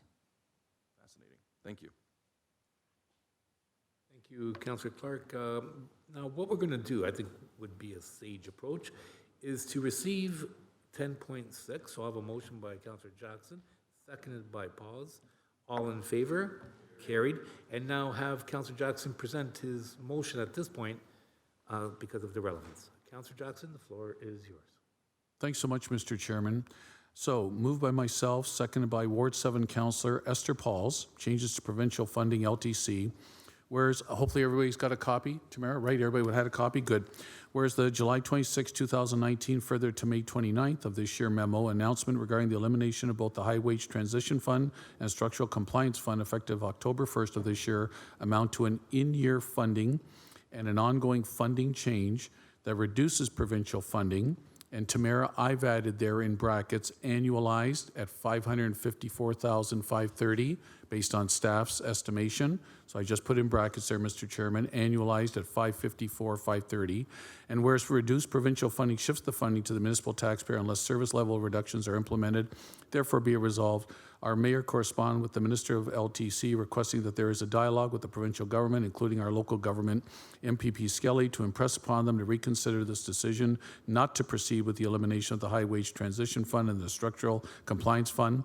B, if the province intends to proceed with the elimination of these funding sources, the effective date be moved forward to April 1st, 2020 to allow the city to better address this funding reduction through 2020 budget process. And in light of the demonstration tomorrow that the general manager mentioned with our other very caring and compassionate four NDP MPPs, that this resolution be circulated to all the local MPPs' offices as well. Seconded by Councillor Pauls, Mr. Chairman. Thank you.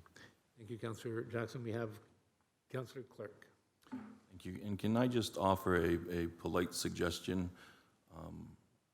When I was in Ms. Skelly's position, Councillor Jackson, and I think it was Andrea Horvath, actually, for St. Peter's Hospital. That would have been in her ward at the time. They invited me down for tours to see the facilities, and I took them up upon it, and it really did make a difference in my mind so that I actually understood what was going on. Perhaps the ward councillor could invite Donna Skelly right to the site, because it's not in her ward, so she could actually see the value, the acuity of care, what's going on, as opposed to reading reports. There you go. Yep. Excellent. Thank you. Okay, so all in favor, that's moved by Jackson, seconded by Pauls, all in favor, and it's electronic vote.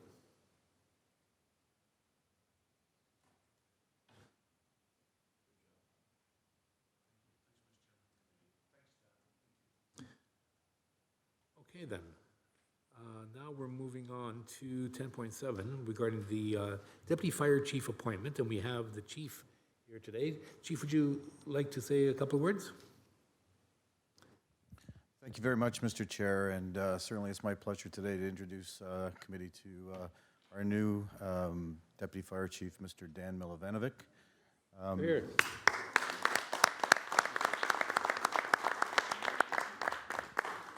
Mr. Chair, just for committee's knowledge, Dan is a 35-year-plus veteran of the Hamilton Fire Department and started on the front line in suppression, moved up the ranks from firefighter to captain, to district chief, acting platoon chief, and over the last couple of years has been part of the leadership team as an assistant deputy running the operations side.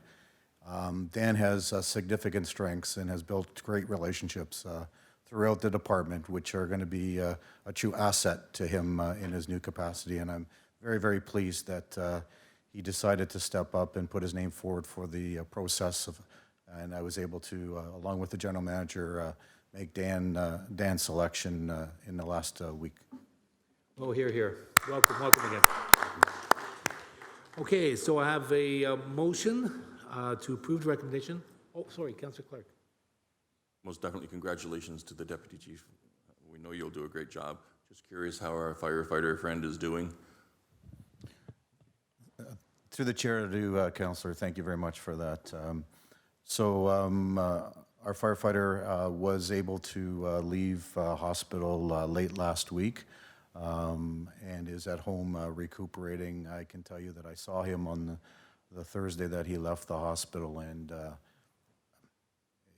tremendous recovery that he had made. Certainly from my perspective, a miracle, because it was a significant injury. It could have been catastrophic, quite frankly, and I know the thoughts and prayers not only of the members of council and all of the citizens in this city. I believe truly that it has helped us tremendously, so thank you for that. Please extend our best formally. Thank you. All right, and we're now moving on. We did approve that. No, we didn't. Okay, so on 10.7, moved by Jackson, seconded by Nan, all in favor, and it's electronic vote.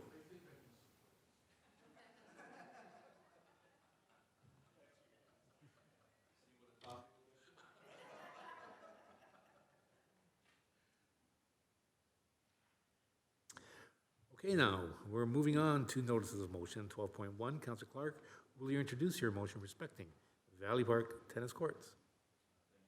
And you want to waive the rules, right?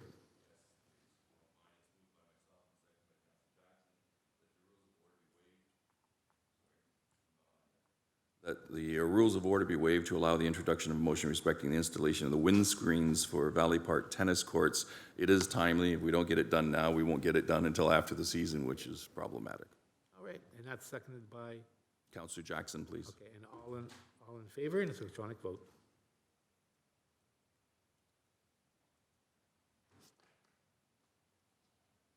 And that carries. Councillor Clark. Oh, once you get on there. Yeah, that's the waiving. Through the now, waiving, Councillor Clark. yep. He still has the mic on? Well, thank you. Didn't see that. Thank you, Mr. Chairman. So it's moved by myself and again seconded by the famous ward councillor for Ward 6, Councillor Thomas Jackson.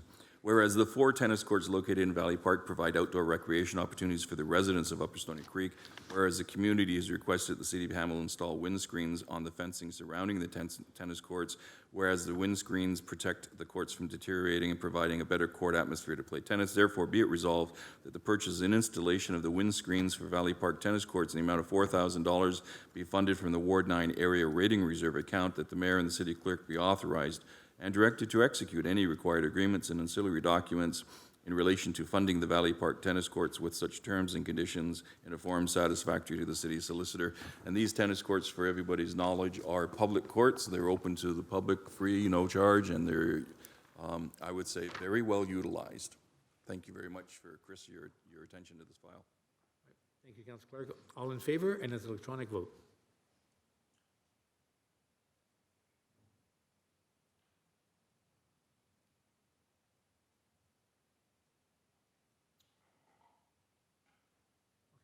Carries. Okay, now, moving on to 12.2, if I could just pass the chair over to Councillor Pauls. And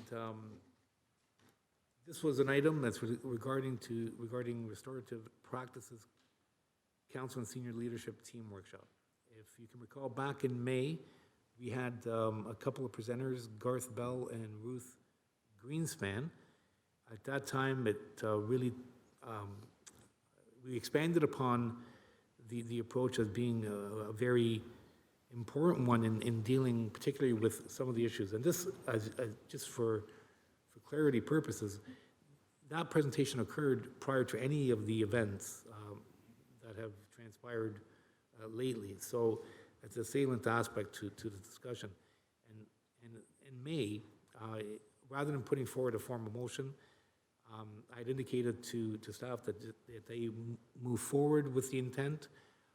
After that, Councillor Clark, being in his capacity of our representative on the Race Advisory Committee, ran with him. Unbeknownst to me, which is not a problem, but I thought staff were working on it from this end. He was doing it from a governance end, which made sense from a clerk's opinion. But having said that, it did come back to where it was born, and I appreciate the work accordingly. So it's moved by myself and seconded by Councillor Clark, whereas the City of Hamilton is committed to proactive civic engagement, whereas the City of Hamilton is committed to the successful implementation of our Human Rights, Diversity and Inclusion Strategy Plan, whereas the City of Council and senior leadership team regularly meets and consults with a wide variety of residents, associations, stakeholders, and businesses. Whereas our communities are advising us that they are experiencing an increase in hateful, bigoted, and oppressive racism. Whereas a key to any successful consultation or dialogue is the ability to see issues and concerns through the lenses of different communities and individuals, and whereas restorative practices circles have been tremendously successful in broadening the perspectives, understanding the active listening skills of participants.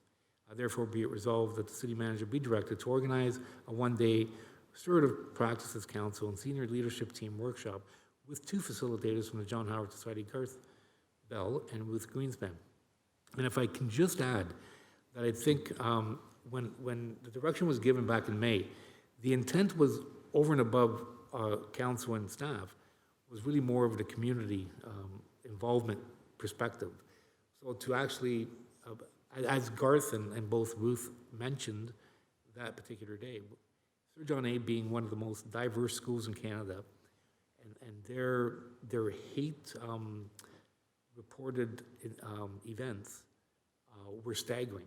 Staggering to such a point that the board, in their wisdom, had to seek out assistance to try to mitigate the incidence of hate crimes within the school itself. In doing that, they went from, and I can't remember, I went back to the video, but I can't remember the numbers now. They went from a significant amount of incidents to literally, if I'm not mistaken, bringing it down to almost 0. So they literally changed the environment through a process that doesn't combat the hate adversarially, but actually goes through a process of empowerment and belief changes in order to change their thought processes, which then ultimately changes their actions. And most, if not all, sociologists believe that and you look at the Sir John A. Macdonald example, if you're going to counter that hate in an adversarial manner, there are 2 things that are going to occur. It's either going to be suppressed and or it's going to escalate it. No different than a thermostat. If you're in a room and it's hot, most people will agree that the hotter it gets, the more you should probably turn down the thermostat.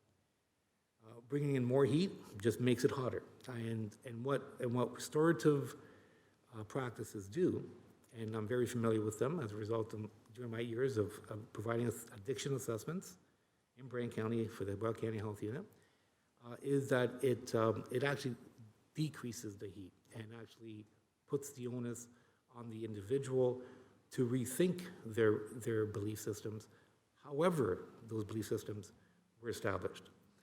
So we have a choice, and I think everyone agrees on one thing, that we need to eradicate hate regardless of who's targeted, zero tolerance.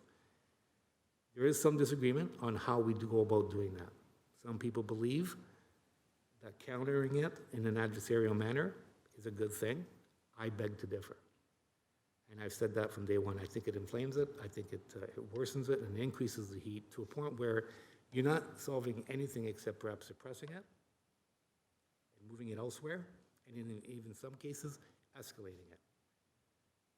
Our goal as a governance body should be not to encourage any adversarial approach, particularly what some of the violence that we saw in opposition. And what we should be looking at is ways of mitigating or eradicating hate, not suppressing it, or potentially escalating it. So, from my perspective, I'm going to amend this to actually also include that the city manager formally be directed to incorporate it into the hate strategy that she's presently drafting. Because ideally, in an ideal world, what I would love to see is if any hate-filled mongers attend out front, is that rather than approaching them adversarially, is sending Garth Bell and Ruth Greenspan out and their team to talk to them and to have them do what they know how to do, to have others with this approach do what they know how to do. They're the experts. And because of the success, not only at Sir John A. Macdonald, but clear across this province, clear across this country, frankly, internationally, and if you study the issue, it really is a solution. It's not a Band-Aid. You're not pushing the hate away, you're eradicating the hate. And I think it would be fair to say, and I think I say this with a great deal of confidence, that I think people would prefer to eradicate it than to push it away. And that's why I'd like this to be part of that strategy with the city manager's office.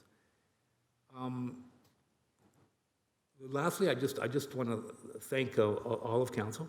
I think that if you look historically, we've dealt with a lot of issues over the years, and we've been very, as I mentioned at the committee the other day, we are a sanctuary city. It didn't happen easily.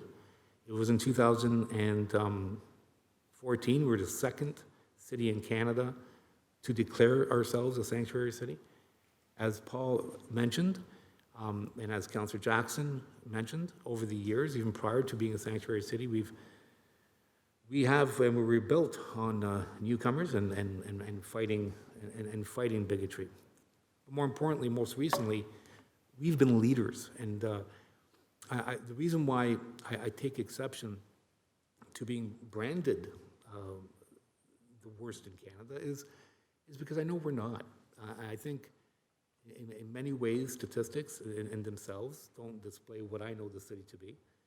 In speaking with the police services, I asked them to elaborate on what a hate crime is. And I think most people that I've spoken to, and I can assure you that I've had a lot of time over the last few weeks to really expand upon consulting with a number of people, professionals and otherwise, and community people.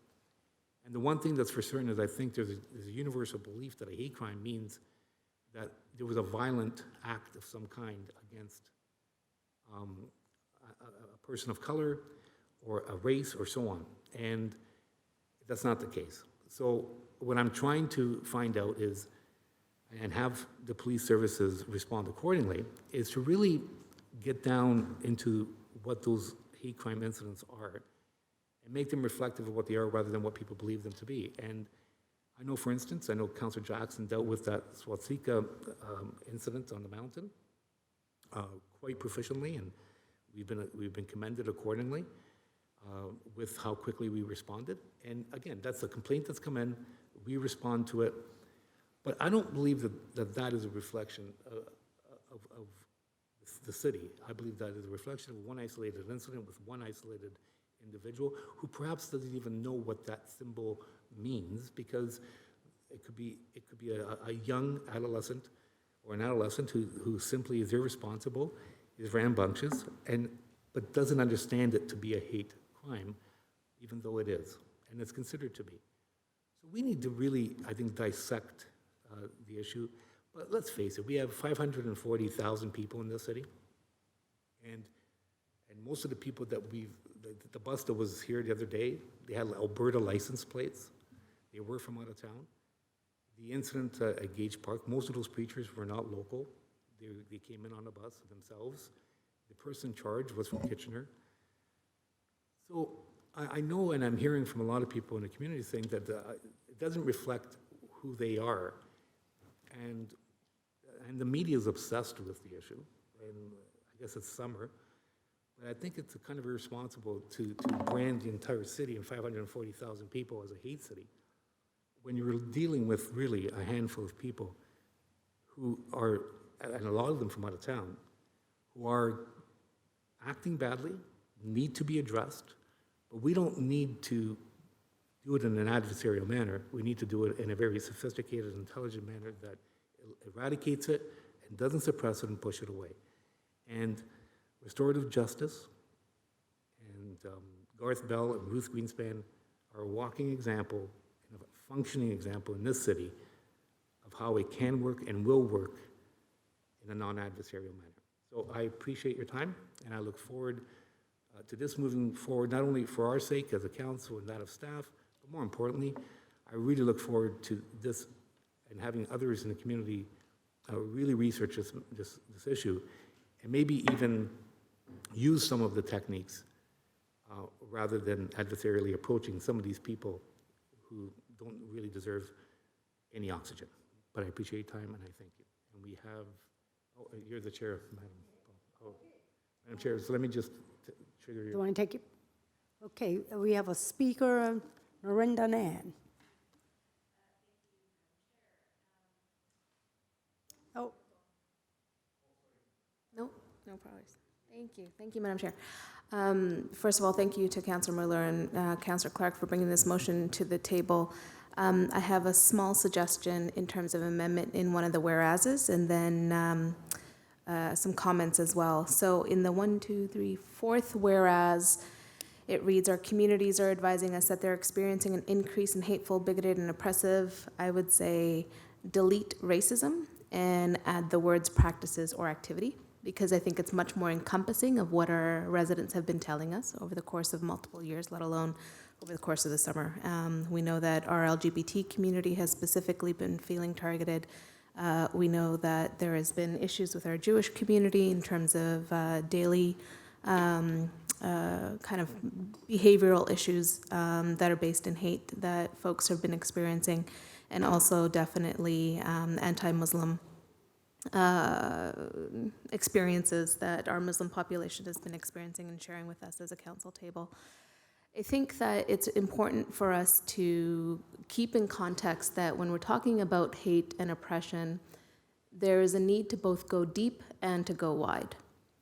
And I appreciate that this motion is talking about how do we skill our community and our council and leadership table in being able to engage in some of the difficult conversations that seek the goal of enhancing understanding. And that is intervention on a behavioral level. It's also an intervention that shifts the culture and the norms of how we address these issues on a one-on-one interpersonal level. And that work is critical. It's transformative. It's what celebrates the spirit of our humanity with each other, is our ability to sit down at a table and listen deeply to each other's experiences and seek to understand that though my experiences as a South Asian descendant woman may not be exactly the same as your experiences as a Catholic Italian woman, but that we can come to the table with the commitment to seek understanding and go beyond our own lived experiences in order to move to where we need to go to. But going deep isn't enough, right? Like, that's actually the depth of the work. It's deepening our capacity to pull each other to the table and cultivate belonging with each other. There's also still a need for us to continue the work that we're doing around our policy and systemic interventions. And I think it's important, Councilor Marula, your comments are bang on in terms of the need to transform our culture, but we can't disconnect it from the other great work that our city is now engaged in, which is the policy work and the systemic work. This is the time, right? And I appreciate that we're willing to go there as a council, that we're willing to look at it from a systemic lens, but we're also interested in skilling each other to have those difficult conversations and put down some of the beef and put down some of the past and really focus on making things change. It takes a spectrum of responses and solutions to deal with the range of hateful actions that we are experiencing in our city, whether it's name calling, whether it's graffiti or violent attacks. I think it's important for us to name it all and to put them all on the table as we discuss them and figure out how to move our city towards what I believe is the true spirit of our city, which is a place that does welcome everybody. It is a city where many of us who are newcomers to the city come here because of the spirit of our people, because of the way in which we've been welcomed. My family chose this city because we had a stark reminder in what would be an everyday transaction to not just, pay for our gas, but we were asked how we're doing, and the gas station attendant took us to court and said, not literally, but took us to task and said, don't just walk away paying for this transaction. I asked you how you're doing today, right? Noticing however we were feeling. And it's that spirit of Hamiltonians that we have a duty and obligation to also cultivate as a council. And so I'm happy to support the motion. Thank you.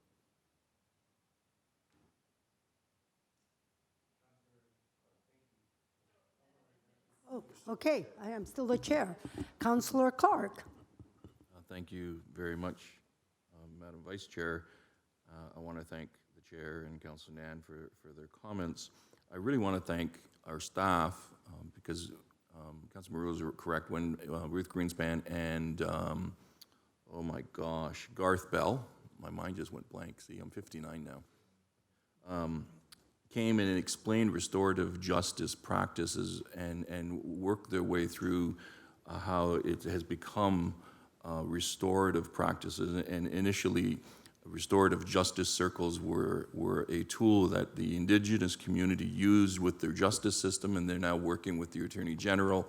They're working with the local police department to actually develop circles where this actually helps them. So it was a very interesting discussion, and what has happened is restorative practice circles have broadened out now, and they're actually helping communities that are truly struggling with challenging issues. And it could be in an apartment association where there's challenges within the community. It could be an employer where there's challenges.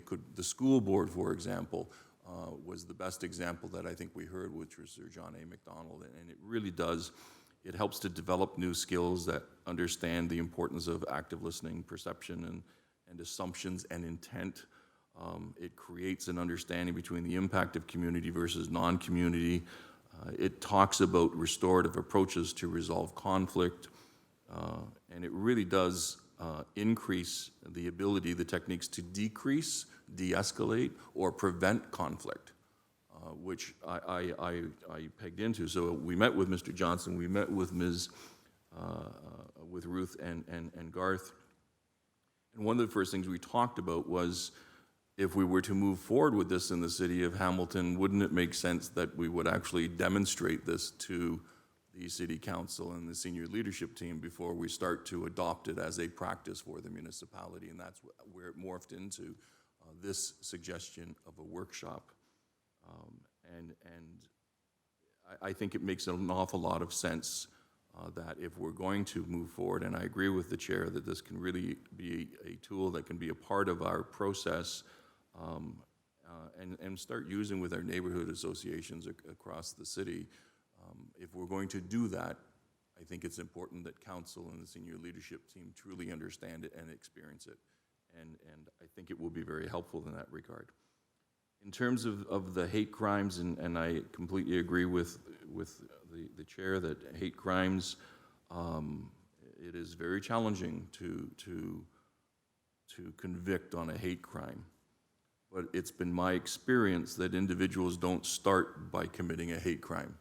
Individuals start by committing a hate incident. They start with racial slurs. They start with the nonsense that we're seeing in the forecourt. And from that, if their culture is not changed, if they don't are not confronted for their behavior, then it can morph into a hate crime, and it can morph into a very violent hate crime. And we've seen it internationally, not just here in Hamilton. We've seen it happen. And so we're aware of it. And so approaching it from this manner and helping to council and senior leadership team to really understand when they're dealing with these situations, how to be empathic, how to really understand the other person's perspective and through their lens, how to de-escalate. And those are all skills that we could use anytime as city councilors and as a senior leadership team. And it's no different than if you're in a profession, you're constantly improving yourself by taking programming. This one here, it's a $1,500 cost. It's a nominal cost. They're excited to work with us, and I think it would really help us a lot. I've had some comments about it should be a public process. I spoke with the facilitator, Mr. Chairman, and they do not agree that it should be a public process. They believe that the process will be most beneficial if the members that are participating in the process have the ability to be completely candid, and the Municipal Act allows a municipality to do that as a workshop, and that's why it was worded as a workshop. They also heard from people saying, well, you have to make it mandatory. We're all professionals here. We have professional senior leadership team. We have professional counselors. They understand their roles. I don't expect there's going to be any challenges in terms of people being involved in coming to this event. I think people have expressed a desire to actually see this happen and participate in it and experience it so they know exactly how it's going to move forward. So I'm confident this is going to move forward in a very positive way. I really appreciate the chair's initial interest and impetus, and he kind of was I use the catalytic converter, moved it forward, and then we had this discussion in terms of how we can proceed, and I'm very pleased to see us considering it. I don't know of another municipal council in Ontario that has moved down this road, so we may be one of the leaders in this regard, so I'm very proud of that also. So thank you again, Mr. Chairman, for your support and your encouragement, and I thank my council colleagues and staff. Thank you, Councillor Clark. I want to say, if I could say something here, I really appreciate that because I love the word restorative practice. And I think I probably would benefit just to learn in all aspects of what we're talking about today. So I want to thank you for putting that motion also about the workshop. And I'm looking forward to probably going to it and learn more. So thank you. So Councillor Tom Jackson.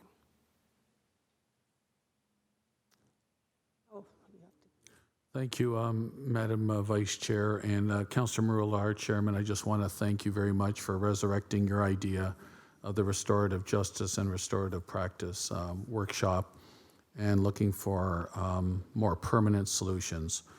I will not accept the fact that our community is a hotbed of extremism.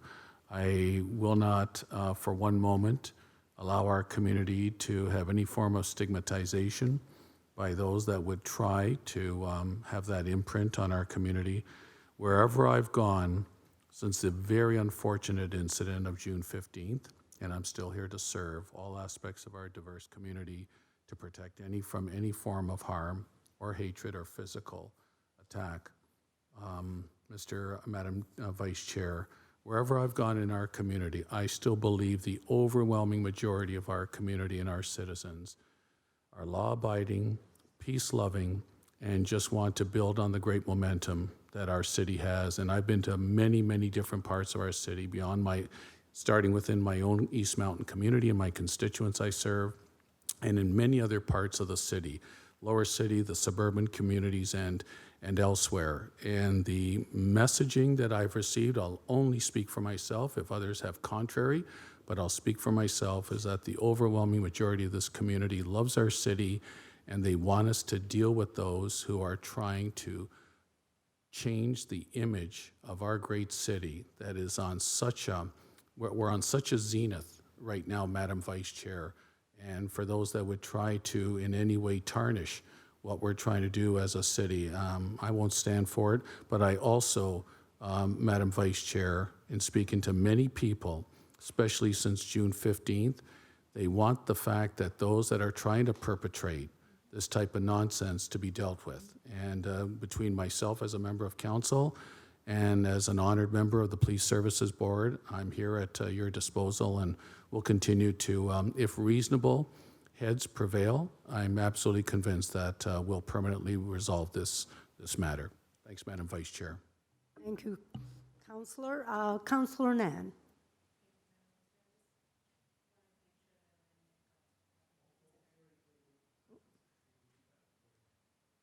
Thank you, Madam Chair. I just, Vice Chair, I wanted to make sure that the amendment piece was part of what we will be moving forward, or if that was friendly? Okay, cool.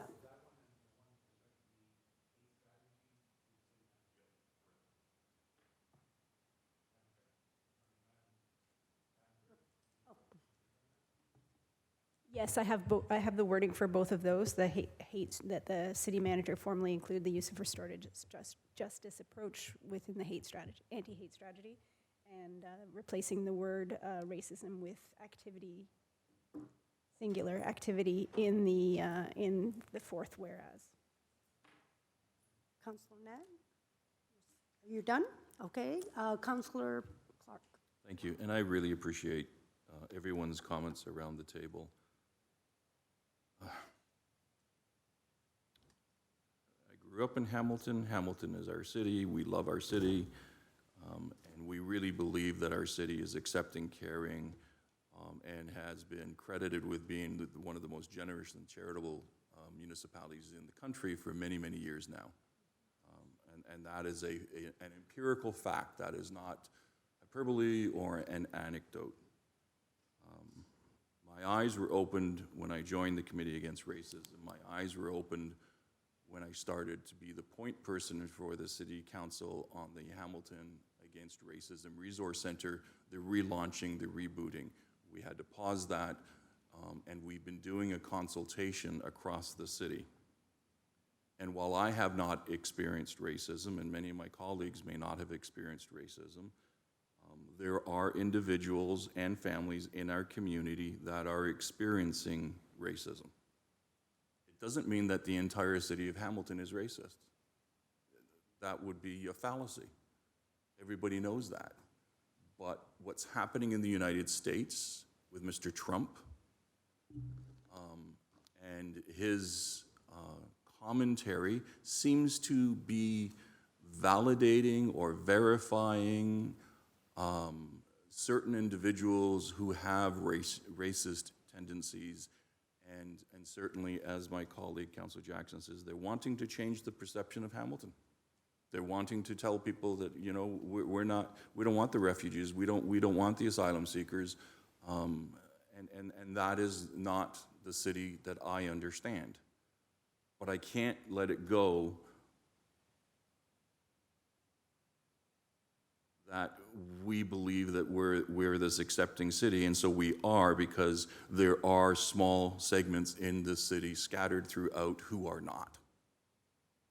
And they seem to be emboldened and embrazened, and they're blatant, and some of their reports, and you'll hear about it more, Mr. Chairman and committee members, when the report finally comes back from the consultation from the Hamilton Anti-Racism Resource Center.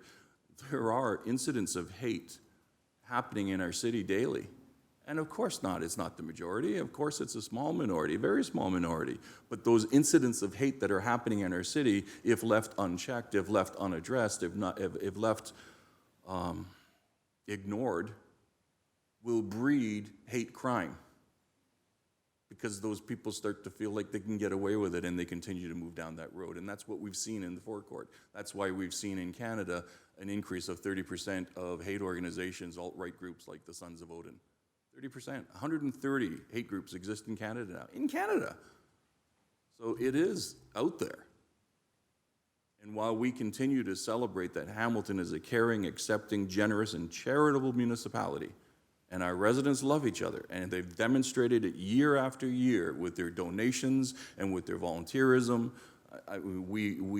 No municipality in the country can hold a candle to us there is a small percentage of people out there that are committing these incidents, and our families and our friends and our neighbors are experiencing it. And so we just simply can't ignore it, and this council is not ignoring it. We are moving forward with policies to assist. We are moving forward with a public consultation. We're rebooting the Hamilton Anti-Racism Resource Center. We will be doing many things, and what the chair is saying is that this restorative practices circle will have the opportunity to actually change the culture of some of those individuals. And we can't lose sight of that. That's a real positive opportunity. And if it starts with our council and our senior leadership team, and we move forward, I think we can, as the chair has said, really make a difference. And so I think we're all on the same page. We continue to celebrate Hamilton, but we have to be aware that there is a small minority that are making it very difficult for people that we love and care for in our community, and that's unacceptable. Thank you, Councillor. Councillor Morella, are you going to take the chair, or do you want me? Oh, I stand the chair. Oh, it's your motion. Okay, great. So, we have, read it out? Certainly. You are going to waive the rules, though, first? Yeah.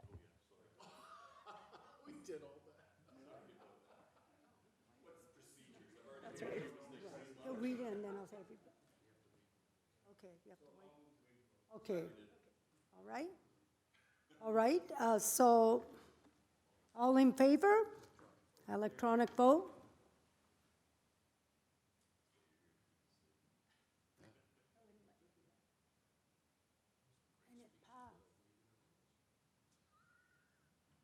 Okay, all in, okay, so to the motion as amended. All in favor? Moved by Councillor Marola, second by Councillor Clark.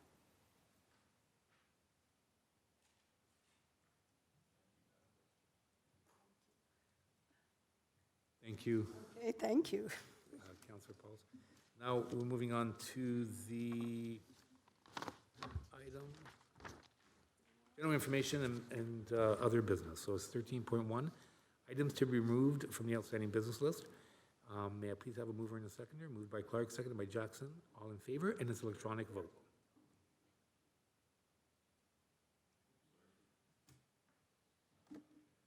And may I please have a mover and a seconder for adjournment? Moved by Nan, seconded by Paul. Is all in favor? I have a meeting tomorrow.